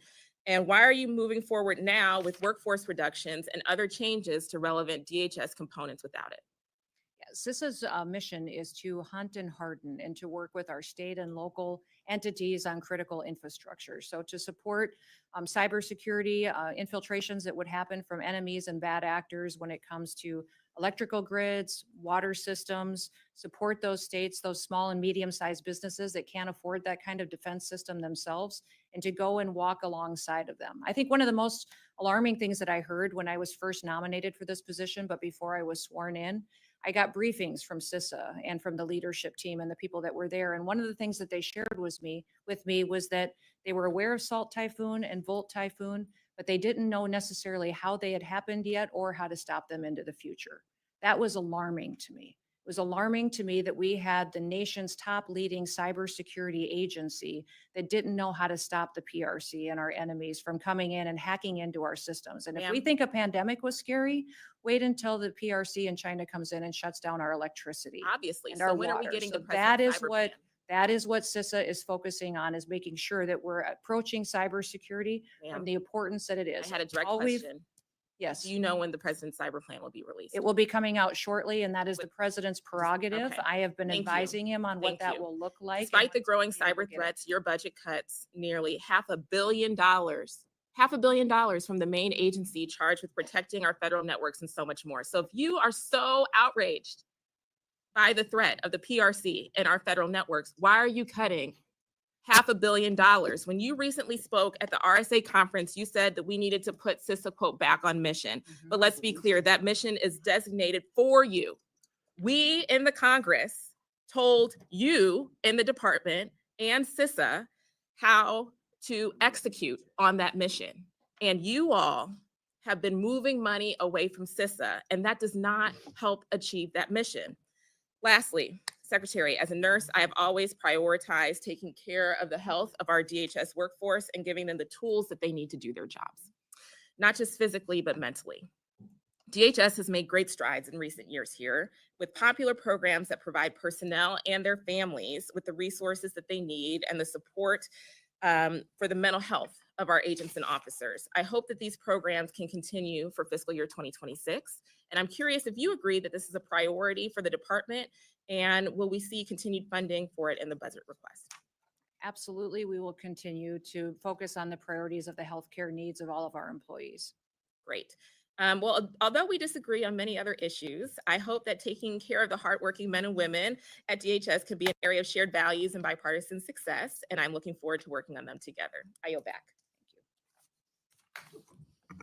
Thank you, Madam Ranking Member. The floor is now belongs to the gentlelady from Connecticut, the ranking member of the Appropriations Committee, who got here as quick as she could. Thank you, and the floor is yours. Thank you so much, Mr. Chairman. My God, this is twice in one day here, so it's great to see you. We're hearing hopping here. Thank you so much, and I want to thank the ranking member Underwood for holding the hearing today, and welcome to you, Madam Secretary, and thank you for appearing before the subcommittee today. I just want to begin with a message to your workforce, if I might, and that's I'm grateful, very grateful for the work that they do, from search and rescue efforts of the Coast Guard to our first responders around the ground after natural disasters, to those keeping us safe in the air and on the ground and at sea. I want to start with some big picture questions, because I think we know very little of the details about where the $646 million cuts within FEMA's grant programs will come from. It is no secret that there are numerous reports of you, if we need to correct the record, stating that you want to, quote, eliminate FEMA within the Department of Homeland Security. I'm concerned about the direction that the administration is taking with regard to FEMA, canceling programs like BRIC, a program enacted into law by President Trump in his first term without any evidence of waste, fraud, and abuse, alongside the freezing of grants, and now 2026 budget requests targeting even more of FEMA's resources. And just right now, in terms of looking at the cancellations, the Science and Technology Directors, Centers of Excellence, and Office of University Programs, as I mentioned, the FEMA administered grant programs frozen virtually all grant obligations pending a review as it determines whether it will try to choke off funding for unacceptable political reasons. Resources for states and communities to respond to disasters, secure firefighting equipment, protect against terrorism, secure our ports, and much more is being held up. And as I mentioned, the cancellation of the BRIC program, funding to support hazard mitigation, reduce the toll of future disasters, save lives.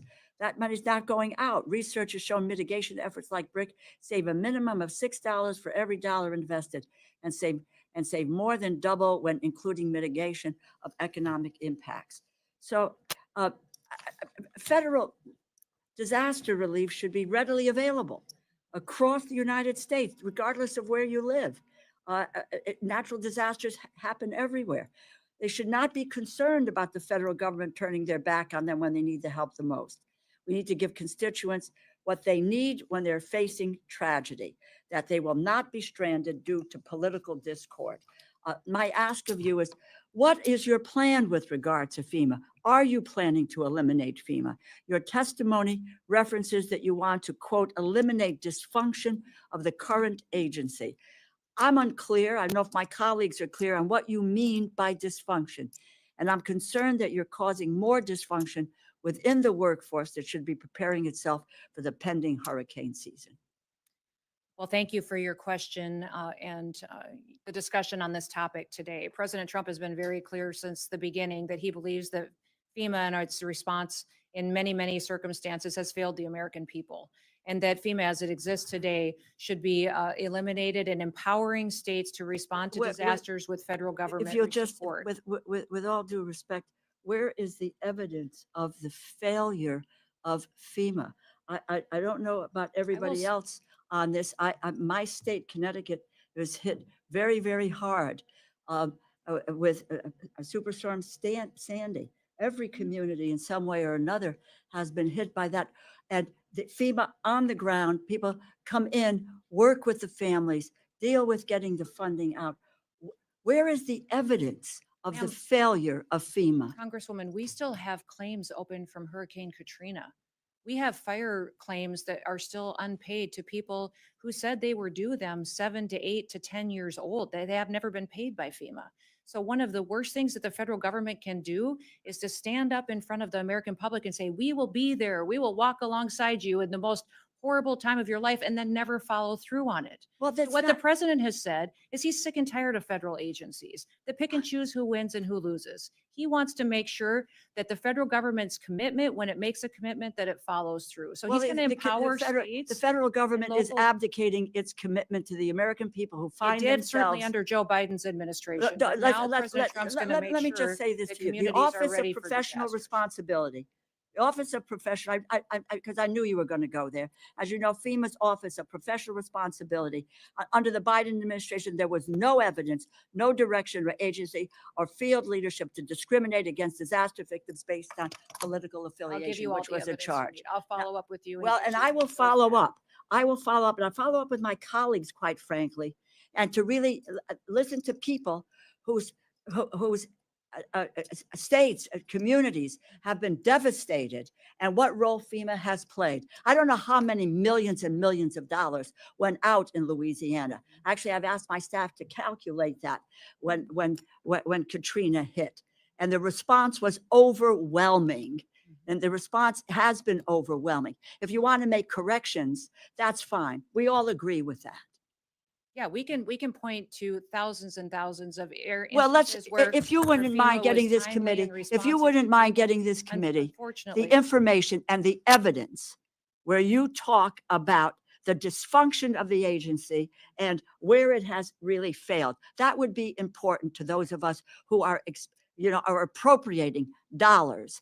And it would appear that the administration overall has a way in which they're looking at dismantling the federal government. The states will never have the amount of money because the federal government isn't going to pass that money to the states to be able to deal with what happens. It's when the federal government comes in and be able to give a hand to do that. And I think it's very clear from what you said that both yourself and the president really want to dismantle the federal government and the agencies that have provided service to the American people for decades. I thank the chair for your time and yield back. Thank you, Madam Ranking Member. Mr. Rutherford, the floor is yours for round two. Thank you, Mr. Chairman. Madam Secretary, as a sheriff and first responder in the state of Florida, we've had many hurricanes, and FEMA has come in and assisted. But I can tell you in the state of Florida, we pretty much handle those events through our regional domestic security task forces. One of the problems that we have with FEMA, and we've even talked about it up here, is how do we get FEMA to pay the bills that are due, and instead of cities and states having to pay the interest on all of that money for years. So those are some of the areas where I know the frustration levels are off the chart. And so that's one of the things I'd love to to work with the folks across the aisle on is let's address these things. Because it's not FEMA shows up and everything's okay.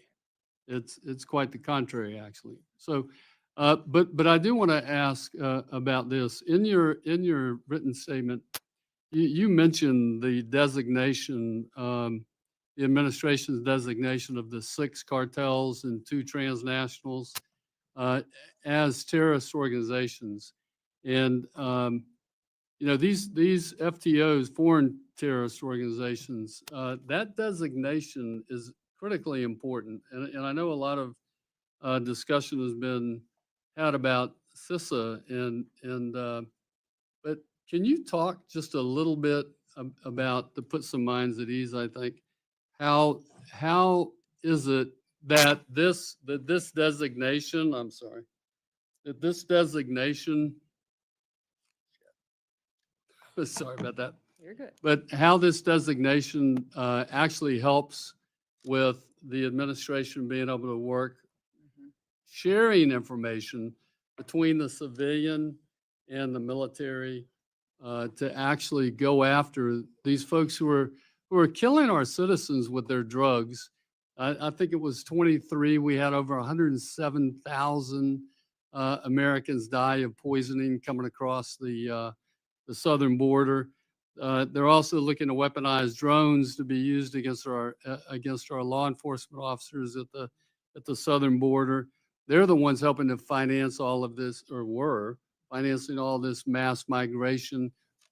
That designation, I think, is critically important, and I don't think people appreciate it enough. Can you talk about that? Yeah, certainly, Congressman, and thank you for the question, because it is critically important what President Trump has done by defining exactly who these people are and what these organizations do and what they're trying to do to the United States of America. By designating these gangs and cartel members as foreign terrorist organizations, it allows us in a new way to partner law enforcement activities and consequences in partnership with other cabinet areas within the federal government, including the Department of Defense, all military branches underneath that, as well coordination, sharing of information, and how a whole of government approach to how we conduct enforcement operations. It also gives us an opportunity to access background information, criminal records that we need and that we can share internationally as well. And clearly, when you look at the cartels and their activity, their partnership and their facilitation of other countries and their software, their technology to launder money for the Chinese, the PRC businesses that are out there that are seeking to destroy the United States of America, that partnership that they have built over the years and the sophistication to which they operate, we have to be prepared for.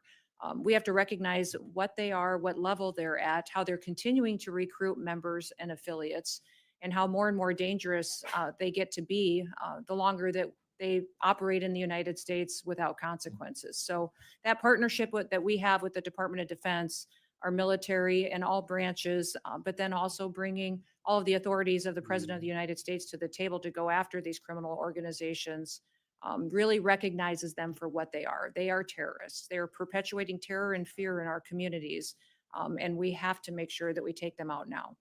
Yeah, they're not just drug organizations. Correct. anymore. Correct. Thank They you are very laundering much, money, Madam. trafficking individuals, killing our children. And I've said this for many years about China. China doesn't just steal our IP, manipulate their currency, build up their military to someday have a conflict with the United States of America. They're systematically killing our next generation of Americans.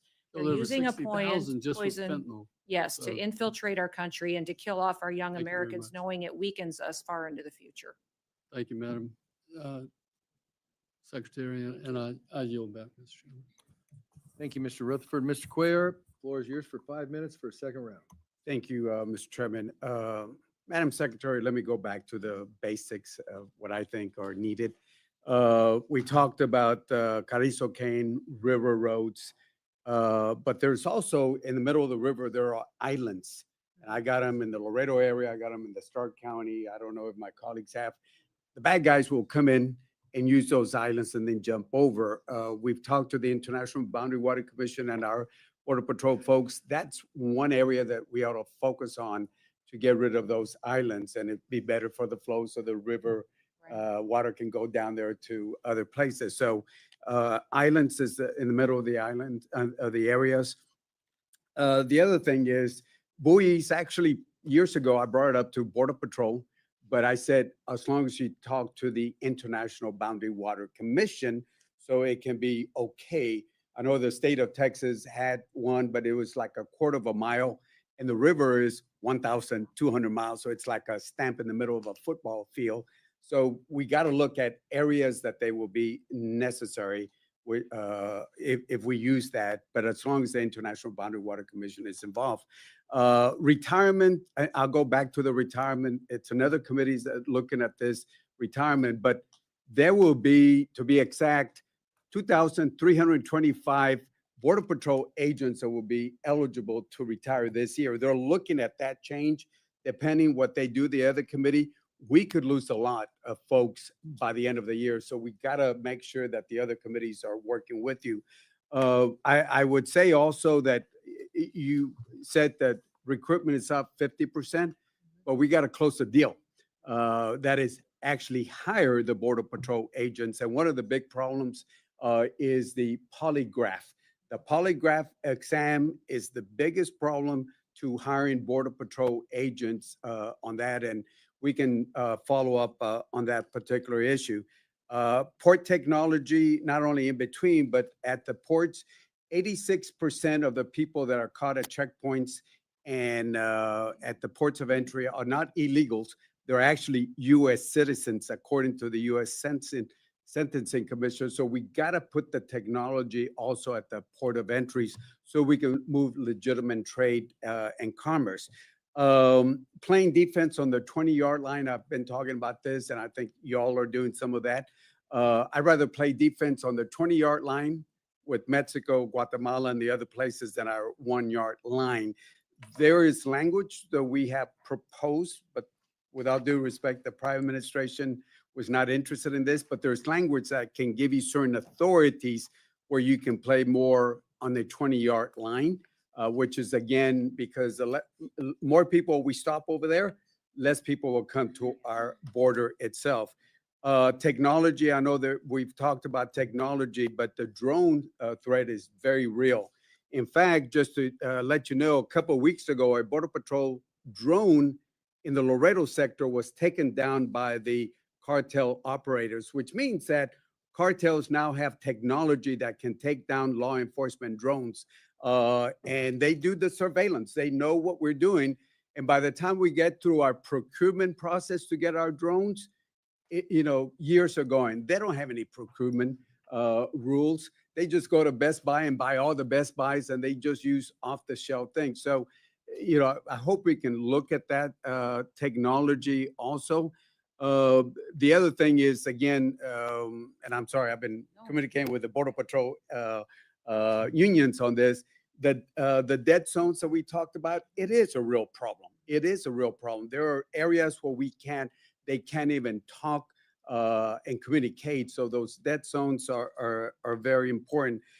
Finally, I think it was brought up, the infrastructure. Let's not forget about the basic infrastructure, and I'm talking about checkpoints, Eagle Pass, Freer, Laredo, and I know we've already put $15 million. They're doing a design in the Laredo one. That checkpoint, because Laredo is the largest inland port, but if that checkpoint was a port of entry, it would be the 4th largest port in the whole country.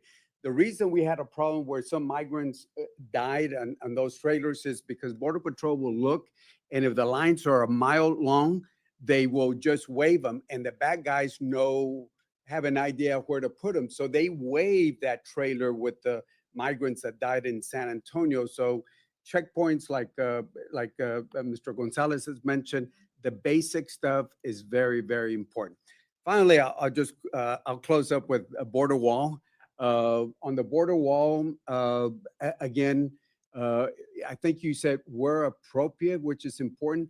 The state of Texas, I've always said, don't condemn, but maybe if you look at the possibility of leasing, the state of Texas put it in the law, don't condemn land, but you go ahead and you ease them. And now there are landowners that preempted the federal government because the state will lease out and not condemn itself on that. So I can go on a border wall for a long time, but keep in mind that the largest, and I'll close with this point, the largest amount of people that got here before this last flow were visa overstays. And by the way, the biggest violator was Canada, not asking for a wall with Canada, but it was visa overstays, especially from Canada. So we just got to look at data-driven solutions and look forward to working with you. Absolutely. Thank you, Congressman. Thank you. Thank you, Mr. Chairman. Gentleman from Washington State, Mr. Newhouse, the floor is yours. Thank you, Mr. Chairman. Before I get cut off by the gentleman from Nevada, if I talk too long, I will. No, I just wanted to extend an invitation to you, Madam Secretary, to come out to my district to visit the Spokane border sector, as well as the Orville station, and also inland Washington. But we have a Coast Guard navigation team in Kennewick, so Fantastic. as sharing border states, it would be a good thing for you to see. I just wanted to say one thing. The recent skinny budget proposed notable cuts to CISA, as you've heard many of my colleagues mention several times. I just wanted to mention that last summer and in March, I believe, CISA provided some farmers and ranchers in my district a briefing and training on protecting food from farm to table with cybersecurity and protective emphasis workshop. And I just wanted to encourage you to look at that. I think it was very well received, and I think it would be a good thing for a program to continue using. Let me ask about sanctuary jurisdictions. I believe state and local partnerships truly are important for the agents and the officers at DHS to execute their mission. How have sanctuary jurisdictions or state or municipal governments hindered the agency's mission to protect the homeland? Well, I would say every day it is thwarting our efforts to be able to go out and help make our communities safe and secure. There have been times where we've gone out and targeted bad actors and criminals in communities that are guilty of rape, murder, violence, domestic abuse, drug trafficking, human trafficking. And when we've gone in to do those operations, we have not had the backup of local law enforcement. We've not able to have leaders that have walked alongside of us in support of securing their communities and been there for ICE agents that are out there putting their lives on the line to help secure and get these bad criminals off their streets. And those individuals are protecting them with, their decisions, their political rhetoric. They're also filing lawsuits against us and the authorities that we're exercising to try to jam us up in court rather than giving us the opportunity to go out there and really follow through on what our commitment has been to this country. So the sanctuary jurisdictions have been fighting this administration in trying to do what the American people asked President Trump to do in November, and that was to make their communities safe again. I will tell you that when I've been out on the front lines with many of these agents, when they've been doing operations in the early morning, sweeping up criminals, they are doing the hard work and many times in partnership with local law enforcement in cities. So we appreciate that partnership and where we can get it. In sanctuary cities, it becomes much more of an operation that has to have more people. We have to commit more ICE agents, more federal officers there because the local community has not, and the leadership there has not been supportive. And then also, I would say it makes it more dangerous. We have seen violence against our ICE officers go up over 300%. And I think that's because of the rhetoric out there by local mayors and governors who have, put out misinformation and perpetuated lies about law enforcement and what's to school. And when they would walk by, they would say, "Thank you. Thank you for being here." That says Yet a their lot. leadership Says a lot. was not there to support and back up our operations. So I would ask people in these communities to challenge their mayors, Thank you. challenge their governors to come to the table and to help us, because I don't know of anybody who wanted to raise their kids in a community that was filled with criminals, where it wasn't safe to go out at night and where they couldn't walk their kids to school and not have to worry about if they were going to get there safely. Thank you. I'm going to switch topics really quick in the short amount of time we have left. tariffs. Yes. We both come from agricultural states. I fully recognize the importance of tariffs to help level the playing field and provide a fair opportunity for our producers to compete on world market. But I also remember in 2018, retaliatory tariffs on agricultural products, which felt the brunt of those efforts. Could you talk just a little bit, if I could, without putting you, it's not a gotcha question, but I just wanted to express the concern that agriculture doesn't need any more challenges right now. Could you talk a little bit about some of the conversations maybe that you're having at the executive level about retaliation? Yeah, thank you for that. I've worked on food policy for 30 years. So I not only am a farmer and a rancher, but I immediately started working on state and federal programs, and I recognized that our food policy in this country is a national security issue. And keeping farmers out on the land producing our food is imperative to making sure that we can feed ourselves, and another country doesn't control us by controlling our food supply. So President Trump recognizes this, and we've spoken for hours about the importance of having farmers here in this country growing our food and having many farmers, not allowing just one or two big companies or conglomerates control that supply, because it makes food affordable and available to every single American. The President Trump, if you remember back during that period of time, was there for farmers.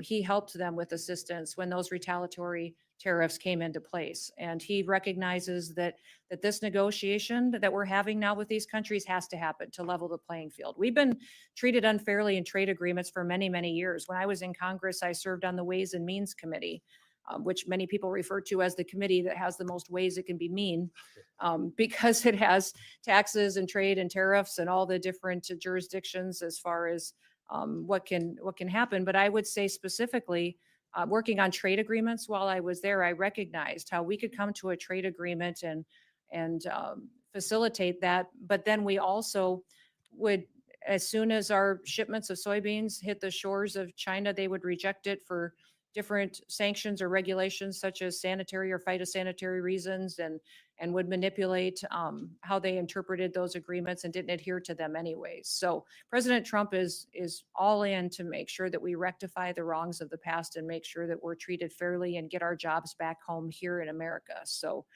far, CBP has collected over $32 billion worth of tariffs since April 2nd has gone into place. And they've adjusted and done that, and these countries are feeling the pain enough that they're coming to the table and having negotiations with this administration to make sure that we're treated fairly and our farmers and ranchers are treated fairly in the future. Appreciate that, Mr. Chairman. I will yield back. You don't have any time to yield back. I know, Thank you. sorry. The gentlelady from Hawaii, the floor is yours for 5 minutes. Texas. Texas. Well, you know, it went so long. Not you even might wanna double close, check that. Chairman. There might be an ocean coming there from a different direction. There The might floor is be. yours for 5 minutes for follow-up questions, as long as they're not like Mr. Newhouse's. Thank you very much. Thank you so much, Mr. Chairman. Madam Secretary, I have a question related to something more close to home for me in the community in El Paso with DHS employees.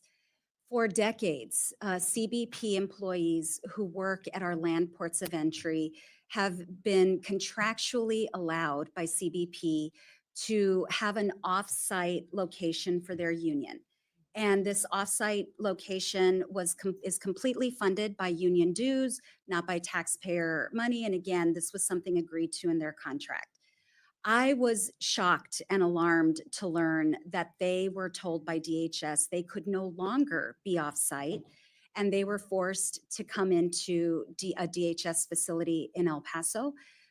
It's a conference room, media training room.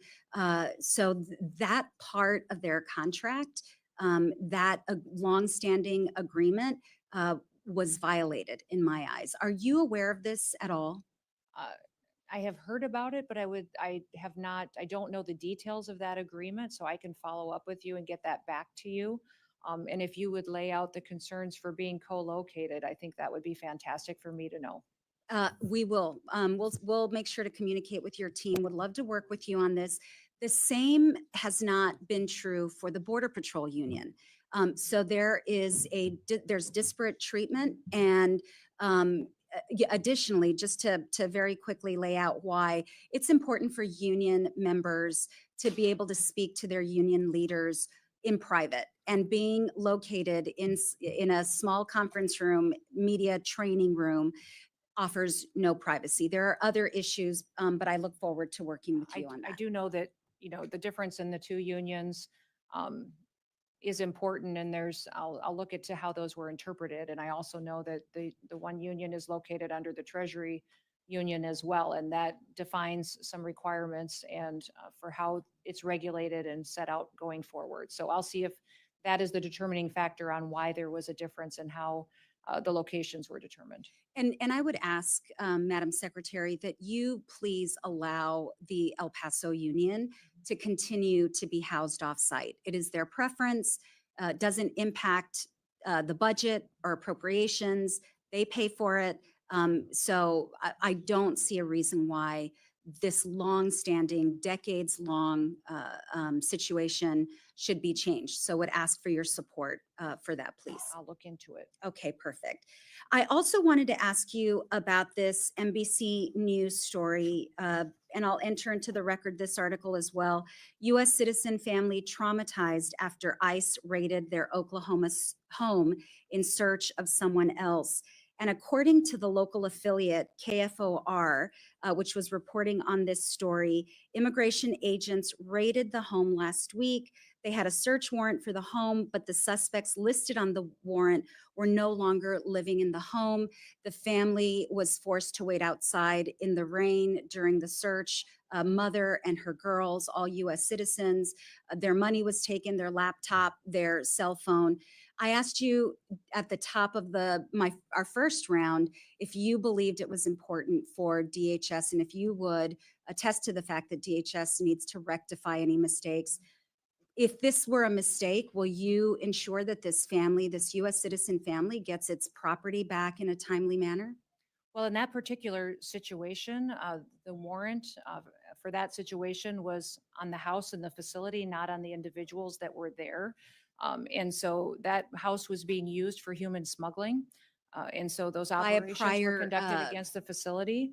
And even in that situation, there was some individuals there with the same last names and some of the similarities. But And if so it we were a are- mistake, we are Madam continuing- Secretary, We if it believe were a everything was mistake. done appropriately, and we'll Okay. continue to make sure that it is done and handled appropriately. All right. Well, appreciate you looking into it. That not my constituents, but you had mentioned in your testimony, and you've said previously, that the focus of your agency is to go after the worst of the worst, people who are here illegally. But we have seen reporting and spoken to individuals, we meaning Congress, that in fact, there have been abuses on that front. People with legal protections have been deported. I laid out in the first round, U.S. citizen children. I don't know, and I asked, and you said you'd get back to me about whether parents actually filled out the ICE forms that are normally used for those processes. U.S. citizen families with nothing to do with human trafficking, and now DHS employees as well, in my view, have been subjected to an abuse of power. And we all swore an oath to the Constitution. This is a democratic republic. Rule of law is important, due process is important, and ultimately that will be my North Star, not just in this hearing, but throughout everything that I work on as a member of Congress. I thank you, Madam Secretary, and Mr. Chairman, I yield back.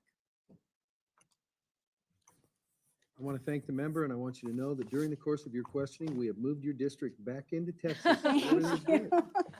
My flight is shorter now as a result. Thank you. I was just hoping you weren't paying attention. I thought the folks out on the islands could use some help, but we'll go on from there. Mr. Siscomani, the floor is yours for your second round of questioning. Thank you, Mr. Chairman. Secretary, so the first set of questions that I had were more on the security side. I want to shift gears a little bit. Matter of fact, I just guided a group of freshman members on the Republican side to the border in Arizona with the intention that they see the full picture of the border. We have obviously the security aspect that has been key, essential to the conversation, that we have trade and commerce at the border. We've got immigration as well going on. So it's important that I think my colleagues and everyone that is maybe not from a border district can understand that there's a lot more that happens at the border than just one aspect of it. I call it the three buckets of the conversation around the border. So with that in mind, that as an immigrant myself, I know how complex the immigration system is. I became a citizen in 2006, and then 16 years later, I became a member of Congress. No other country in the world will give you that opportunity. I believe in the American dream and fighting for that American dream that so many people still seek. There's been much media attention again on the increase in deportations and removal of aliens, which I remain fully supportive of. That being said, I think we should also be highlighting and incentivizing those who are going through the process legally and those that are seeking to come to the country through the legal channels, and make that process less burdensome in order to disincentivize the use of cartels and bad actors. In my family's experience, it took us 13 years from the moment we came to the U.S. to the moment we became U.S. citizens. There have to be some improvements around these guidelines. So can you speak on how your budget request will facilitate easier legal pathways for potential immigrants? Yeah, absolutely. And you've correctly identified part of the problem that we've had in this country for many, many years is that it takes far too long for a person to legally come through our immigration process and to become a U.S. citizen. And that needs to be fixed. And that was broken when I was here on the Hill, and it was broken when I was governor. And I still see, as the Department of Homeland Security Secretary, that needs an issue that needs to be solved. We need to make sure that we're getting more immigration judges.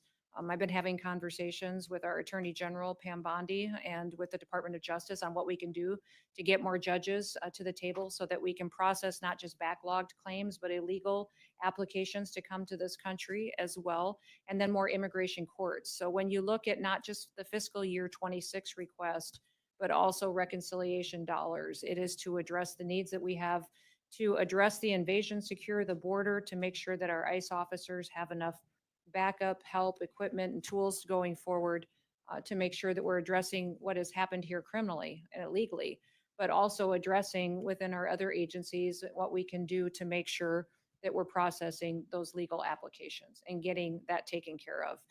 President Trump is determined to do that.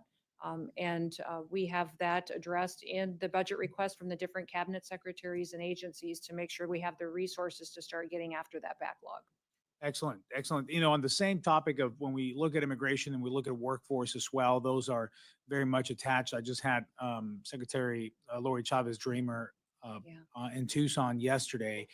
We visited different sites that work on this. We spoke at length about the need for more robust workforce programs and ways to ensure that workforce needs meet our communities' needs. Still, the utmost constant thing I hear from industry of what they need is workforce. Can you speak to any plans the administration has to create additional avenues to meet these through immigration potentially? So you're talking about meeting workforce needs? Yeah, as far as workforce through needs, Visas and green yeah. cards. I would say that the president recognizes the value in what we've had in programs in the past, but also recognized how they've been misused. And how Congress many times lays their prerogative on how many are authorized, how many are directed through law, that the secretary has the latitude to issue, and will continue to work with you to find solutions that really meet the needs that we have in this country.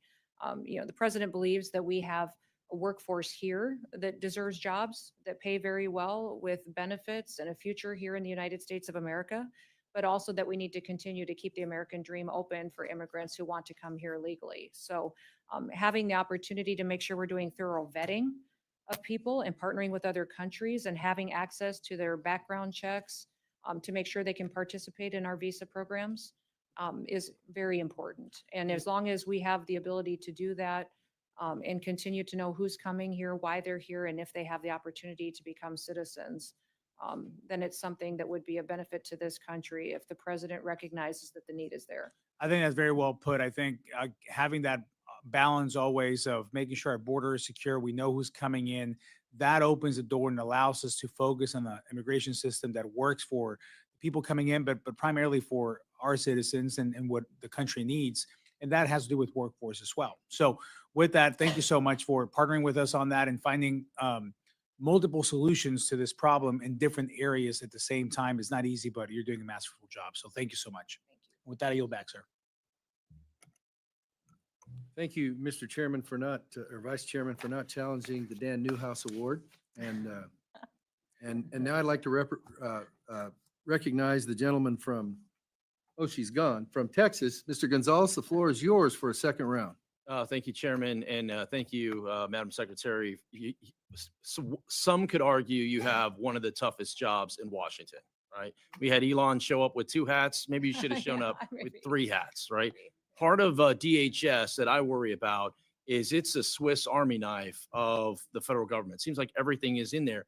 And we alluded to this earlier. How did DHS start? It started after 9/11 when Islamic extremists murdered Americans. And so I worry, we covered a lot of topics today. And I know the border gets a lot of attention, and I know there's a lot going on in the cyberspace, but I think back to some of the fundamentals.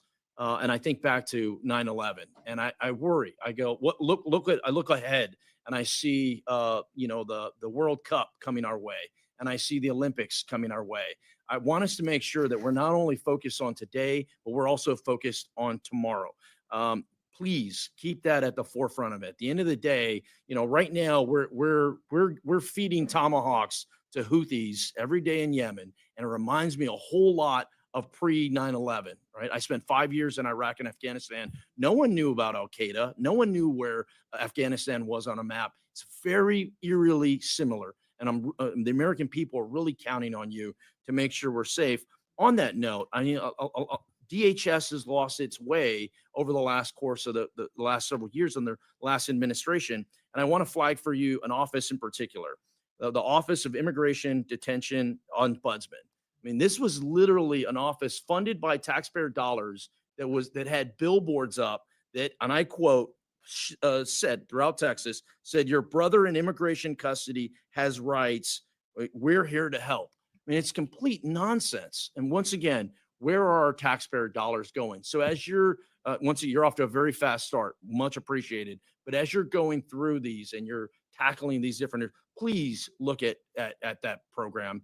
I know in our fiscal year 25 budget, we zeroed that out, but unfortunately we couldn't get that over the finish line. So I'd ask for you to really take a look at that. Congressman, we have looked at that already. We have recognized the abuses that happened.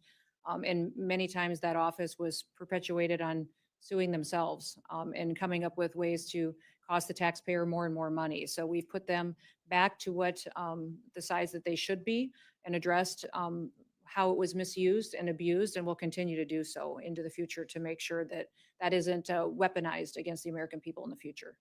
Thank you for that. And I also want to thank you for something that is working. These HSI-led task forces work. You've seen it all throughout the country. It's how do we pool our resources? This isn't a federal issue. It isn't a state issue. It isn't a local issue. It's all of us. We're all in on this together. And in my experience, those task forces really work. So when it comes to funding, when it comes to legislation, once again, please, if you would, they're working. I'm hearing it from constituents all over the country. My good friend Juan Ciscomani, I know it's working in Arizona. It's certainly working in Texas. And then the other thing I want to mention is Stone Garden funding. Once again, this is something, it's an area that I believe is a force multiplier. It gives funding to our local law enforcement that are acting in the immigration space. This works. One of the issues that I see is sometimes it's a little too stringent. It's a little too, it almost like the federal government is discouraging local law enforcement from being involved. Maybe that's something we can tackle together. I'd love to hear your ideas, not now, but as you work through things on how we can, once again, make sure that our programs are working for the American people, not against us. I agree. Yeah, I think that'd be fantastic. I've heard it's a highly effective program, and if there's ways to get more participants and streamline. Chairman, I yield back my minute of time. Thank you for being a leader. The chair now recognizes the ranking member of the entire committee with an excellent sense of patience. The gentlelady from Connecticut, the floor is yours. Thank you so much, Mr. Chairman, and Ranking Member unveiled a thinly veiled propaganda ad about border security. It's about $200 million paid for by American taxpayers, I might add. And the ads are supposedly about border security, but honestly, if you see the ad, it's like a political ad, and all of us know what political ads look like. Even the conservative Cato Institute says the ads are a perfect example of wasteful government spending that DOJ should cut. I also might add that, and this is a direct quote, and Madam Secretary, it says that earlier this year that President Trump had instructed you on how to fashion the campaign. He said, and again, I quote, "I want you in the ads. I want your face in the ads," Noem recalled at the Conservative Political Action Conference, adding that Trump told her for the first ad, quote, "I want you to thank me for closing the border." Now, that's politics, quite frankly, at its worst. I understand that on April 30th, your department awarded an additional $6.7 million to a political consulting company called People Who Think, bringing their total award for this ad to $11.6 million. Your department has also awarded $35.5 million for this ad to a company called Safe American Media. And my understanding is that you used funding originally appropriated for CBP and USCIS for these awards. This sounds like a payout to Republican political consultants to fund ads that do more to tout the president than to secure the border.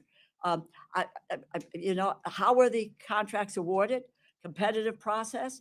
If so, why is USA Spending say that the contracts were given an exclusion from the DOJ group's limitation on spending awards? This is $200 million. Somebody just talked about billboards. This is a $200 million ad campaign, taking the money from CBP and USCIS to promote a political advantage. It's really kind of the height of arrogance. You're looking for more money from us to do that, but you're going to take a portion of the money that we have given you and you're going to spend it on political advertising. I mean, that really is, in Yiddish, the word is chutzpah. It really is that you engaged in here. So I know you're going to Would you tell like me. me to answer? Yeah, I would. And I foresee that you're going to tell me that these were all competitively bid, They were. et cetera. Done through the exact same process as any other ad campaign would be done. Absolutely. And I would tell you that it's not $200 million and that President Trump was very clear from the very beginning that he recognized that the fake news in this country was not going to tell the truth of what the work had been done at the border to secure this country. And these ads aren't only playing in the United States, they're playing in other countries Sure. No, where we I had the understand. largest It's not the invasion point. coming You can into agree this or country disagree on from. the policy. And overwhelmingly, if you look at the data on the ground in these countries where these ads have been With all playing, due the respect, flow has stopped. with all due respect. Even when I was in Mexico and having Excuse me, Madam conversations. Secretary, the Yes. time is mine. With all due respect, this is a political ad campaign. And let's just not try to sugarcoat it. I had just somebody talk about billboards and you talking about how use of taxpayers' dollars. These are taxpayers' dollars as well. Let me move to the program I mentioned earlier. This is the BRIC program. In early April, FEMA cut the Building Resilient Infrastructure and Communities program, claiming, and I quote, "Under Secretary Noem, DHS is eliminating waste, fraud, and abuse," end quote. When the committee staff asked for evidence of waste, fraud, or abuse in this program, or the authority used to end the program, FEMA said that the due diligence for these projects can take a long time and failed to give examples that met GAO's definition of waste, fraud, or abuse. The legal authority you used to cancel most of these projects was also not provided. And I'm just going to make this flat out statement. You do not have, nor does the president have, the legal authority to abrogate what the Appropriations Committee appropriates. The power of the purse, it's in the Constitution. And I think if I heard right in the last couple of days, the president wasn't sure that we should abide by the Constitution. But we tried to abide by the Constitution, those of us who raised our right hand and said we will abide by the Constitution. There is no legal authority. There is no inherent authority to claim the appropriations funds can be used for other than what they were appropriated for. I don't know that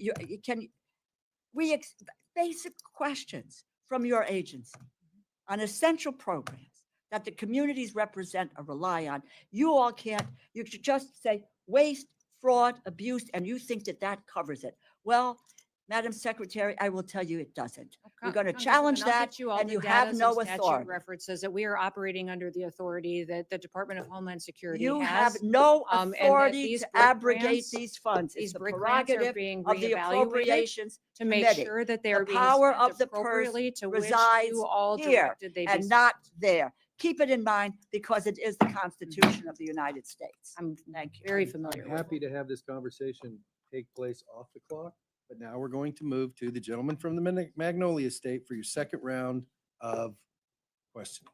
Thank you, Mr. Chairman. Ms. Noem, I want to let you know what a refreshing hearing this has been. To have someone who comes before this committee who's plain spoken, who has a desire to secure the border, a desire to enforce the law, to have someone in your position who's willing to get out from behind a desk, to leave Washington, to go there and be there on the front lines with the men and women who serve. I would just want to thank you for not being the typical bureaucrat who routinely would come before this committee time and time again under the Biden-Harris administration, who really had no idea because they had not been down there serving and alongside the men and women who were serving. So thank you for your leadership and thank you for being plain spoken and thank you for what you stand for. As we continue to secure the border, and as we see those numbers continue to hold, I believe at some point the DHS will be able to reallocate resources to the interior. That once those allocations or those resources have been reallocated, that we'll see those numbers of interior enforcement, we'll see those numbers increase. And one of the things that we have to do as we are contemplating this appropriations package for next year is we have to figure out the number of detention beds. And I know that the detention beds have been something of a contention with the previous administration. They always came in with an extremely low number of detention beds. Knowing that Republicans then would always plus up that number to make sure that we had the number necessary. And so I guess my question as we're looking at putting next year's budget together and as we're looking at funding detention beds, what is the number of detention beds that you feel, Madam Secretary, that you are going to need going forward? The president has been clear from the beginning with his advisors in the White House on Homeland Security that we need much more capacity in detention beds in the country. We have upwards to 50,000 people that are in detention centers today that are moving out of the country, moving to go home to their countries that we're negotiating and working on travel documents and repatriation with.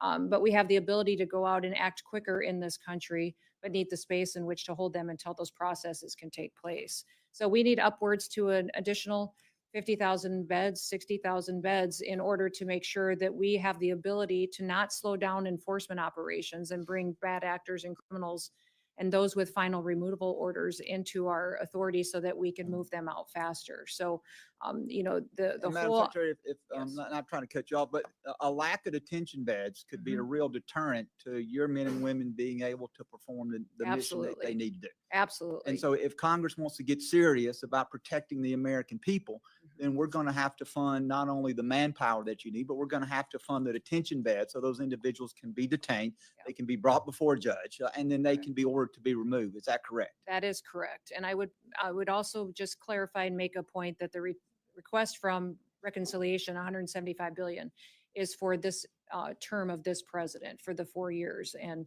you see in the numbers that were released by OMB this last week that the $43 billion that would be the increase into this budget is from the reconciliation, 1/4% of what that total would be. And want to switch gears in my last minute and a half and talk about DHS Centers for Excellence. I know that those are where DHS partners with academic institutions really across the nation. Some of those institutions include Texas A&M, my alma mater, Mississippi State University, the University of Nebraska, Arizona State. And I know as DHS is seeking to kind of realign mission areas, I've seen that there's consideration of either reducing funding or in some cases cutting the Centers for Excellence. I want you to know that while I am very I want to make sure that I'm a great steward of taxpayer money, particularly at the center at Mississippi State. I've been there firsthand. I've seen the great work that they've done on unmanned aerial systems. I believe that they are an incredible return on our investment.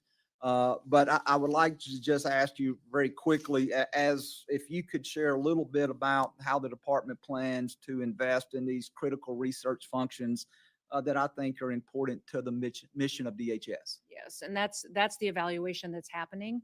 And two of those have already been reevaluated in Nebraska and Alaska, and we will continue to do that with the rest of the allocations that go to centers of excellence throughout the country. But we have to look at how these dollars are being spent to align with the mission that is the Department of Homeland Security. Cybersecurity, terrorism defense, building out and hardening our systems to protect our national security. So that's what's undergoing now in your state, and we will continue to evaluate that and stay in communication with you. Thank you, Madam Secretary, and I yield back. You know, for a guy from the Magnolia State, you had a hard time getting into schools in Mississippi, I guess, huh? You named every school in the nation except Mississippi State or something like that, but that's not the purpose of this hearing. The gentlelady from Iowa is recognized for your second round of questions. Thank you, Mr. Chairman. Thank you again for your patience, Madam Secretary. And we know, obviously, states like mine, Iowa and South Dakota, are not necessarily border states, but certainly every state did become a border state under the previous administration with that chaos we saw. And the consequences of that porous border really reach far beyond the Rio Grande River there, the deadly fentanyl coming into our communities, the adversaries taking advantage and exploiting our immigration system. And so that's what I kind of want to touch on is the adversaries and what they were able to do, specifically China. To put it in perspective, in the first 7 months of fiscal year 2024, more than 27,000 Chinese nationals were encountered at the southern border.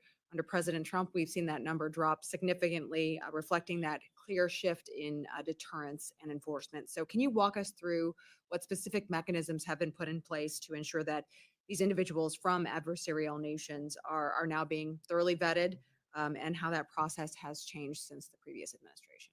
Yes, and every country is being treated the same as far as how we are treating the folks that are there and here illegally. People that came into this country from China and from other countries are all being vetted and their background checks being gone through. And I would say some of the reasons that we've had to reevaluate some of the programs that were abused under the Biden administration is because countries weren't participating with us. They weren't sharing their information. One of the things I've challenged Canada with in a lot of the discussions that we've had over recent months was they weren't taking their own citizens back home that were here in this country illegally, and they weren't sharing all of the criminal background checks of individuals who were in our country illegally. They weren't telling us who they were or what they had done, if they had human smuggling in their background or crimes. And so that was some of the access that we were asking them for. We were grateful that they addressed, for instance, designating a fentanyl czar and doing, but that information sharing is critically important. And we do not have that kind of partnership with China. We didn't just see Chinese nationals infiltrate our country over the southern border. They're coming over the northern border as well. And we see needs on the Great Lakes region and people coming in. It's easy to access Canada, and once they do, then they drop down into our vulnerable areas. So we have continued to maintain resources and strengthen them at the northern border as well. But we work closely with Interpol that has an agreement with many different countries to do vetting and background checks and criminal background information sharing on folks across the world. But many of the times when the State Department is negotiating on repatriation and travel documents, they're having discussions on what we can do to share information. When I made trips to El Salvador, to Colombia, and to Mexico, those trips were made so that I could get those governments to share more information with us. In fact, one of the things that we did while we were there is sign new agreements with those countries to share more data and information, to have them give us biometric information that they collected, to give us more thorough travel documents of individuals that were of concern here and had been breaking our laws. And so having those discussions gives us more information to make sure that this country is safer into the future. Do you feel like those conversations have helped to inform broader national security efforts? Absolutely. Cross-departmentally, and when we think about the real risk here, it's these international transnational criminal gangs, the cartels, Absolutely. state-sponsored networks.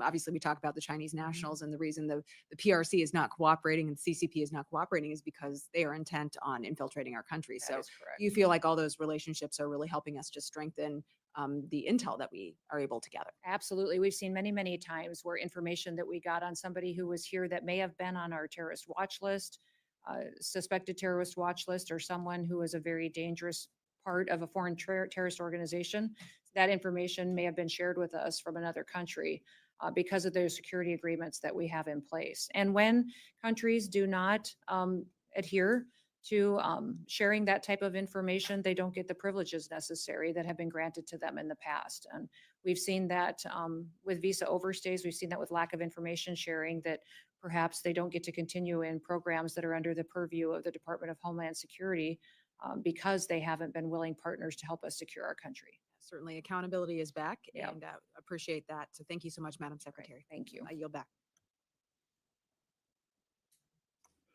Thank you. Madam Secretary, you've been kind of a marathon runner. It's 12:30, and I have endured all these questions along with you. Good. And so now I'm not going to be a hypocrite and ask a bunch, but I am going to highlight a couple things since you have a bunch of your staff here. Because we're kind of at the going forward place. And so information, as you've just alluded to in terms of international stuff, is important here as well. Several people have talked about the BRIC program in FEMA. And what I think is missing in the evaluation is, your initial reaction is, okay, so a bunch of stuff got canceled. So it's like, okay, why? And it's like, listen, if there was an analysis done and it was like, hey, this flunked it, it was whatever. The answer that we don't want is, well, and I'm not saying you guys did it, but it's like, hey, we ran an algorithm or OMB did something or whatever, and it got canceled. So it's like, well, then tell us who at OMB so we can go to them and say, we'd like to know why you did that, which I think is a legitimate thing. So what I think I'm going to do is, instead of saying, the hard question, and well, you'd commit to do a case-by-case review. It's like, you guys got other stuff to do than a case-by-case. What I'm thinking about doing, and the committee members that are still here, is to say, listen, each member, you got 3 things you want an answer, a specific answer for, give them to us to transmit on, and they'll do that analysis. Great. So that's my thought on that. I'm not a CISA guy, you know that. I mean, I can barely use one of these. God knows who's listening right now. But anyhow, having said that, when I see, and I get elections and redirection and all that other sort of stuff. But when I see, here we go, and we've got Chairman Green and other folks going, my God, China's kicking our butt and blah, blah, blah. And it's like, well, we did this many through. Not that you did, but anyhow, this many retired, this many got this many got that. And then I look at the skinny budgets, like, by the way, we're taking more. And I think somebody got into it. It's like, what is the plan? So when, and you've been there long enough, when somebody goes, hey, you guys presided over cutting $500 million in CISA to do other stuff. What was that based on? Clearly, we don't want to be in the position and won't be in the position of, well, I don't know, that's what they said they needed. Not that there's a trust factor there, there's not, but it's like, we need some building blocks for whoever the CISA people are, whatever. It's like, what's the plan for us to be kicking China's butt, or whatever you want to, however you want to describe it, and how we're still okay on that civilian sector stuff.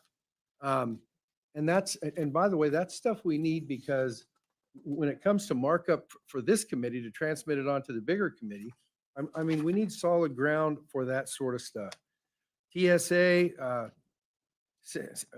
same thing. I'll tell you what I've heard so far is that the state of the equipment that they're using, whether they're screening your purse or your checked baggage or whatever, I'm familiar with one situation where it's like, hey, the equipment's 15 years old. Nobody services it in that neighborhood. They got to have somebody come over the hill from California. And by the way, that takes a while.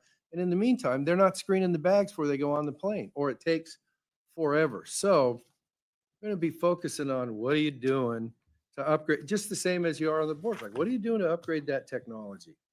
And the last thing I've got before we get to thank you, Jesus, closing statement.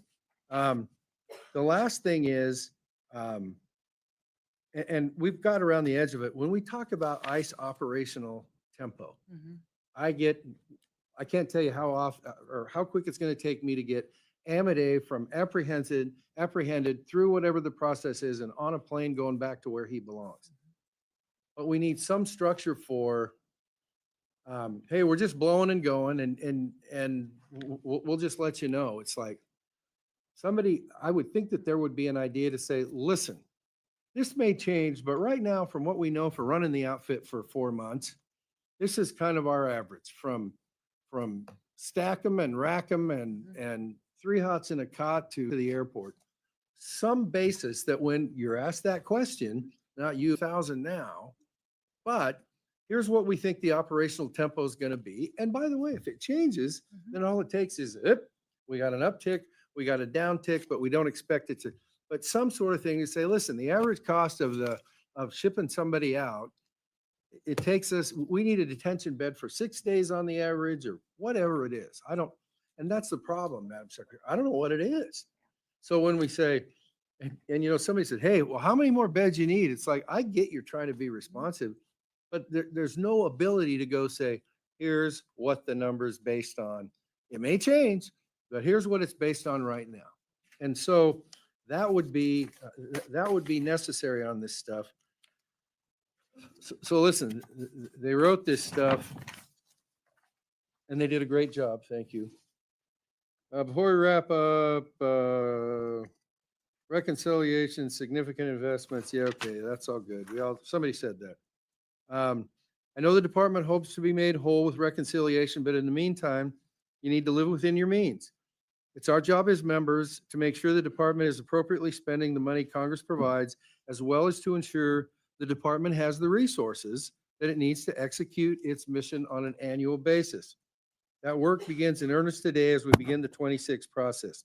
We will move quickly but not hastily, working with every member to produce a bill that will pass the House and floor as we have done in the last few years. I expect the department to be a good partner in the process, and I ask you for your commitment that communication between this committee and your department will be significantly better moving forward. That's not what's he mean by that? It's like, we need better communication. I'm interested in going forward. We expect to receive routine briefings and reports from DHS on time and any changes and programs and policy. It is your absolute prerogative to make changes. Please tell us. To be proactively communicated so that we can work collaboratively and to secure the homeland. Here's my promise to you. We won't surprise you. Please don't surprise us. While everybody else is good with that, sometimes, I'm a lot older than you are, so sometimes I react poorly. For the get back questions that members of the subcommittee had today, we ask that you respond in 15 business days. There will be some additional questions members provide in writing. We ask you to respond to those in 30 days. And here's the part you've been waiting for. I'd like to thank you, Madam Secretary, for being here today. The subcommittee stands adjourned. Thank you, Mr. Chairman.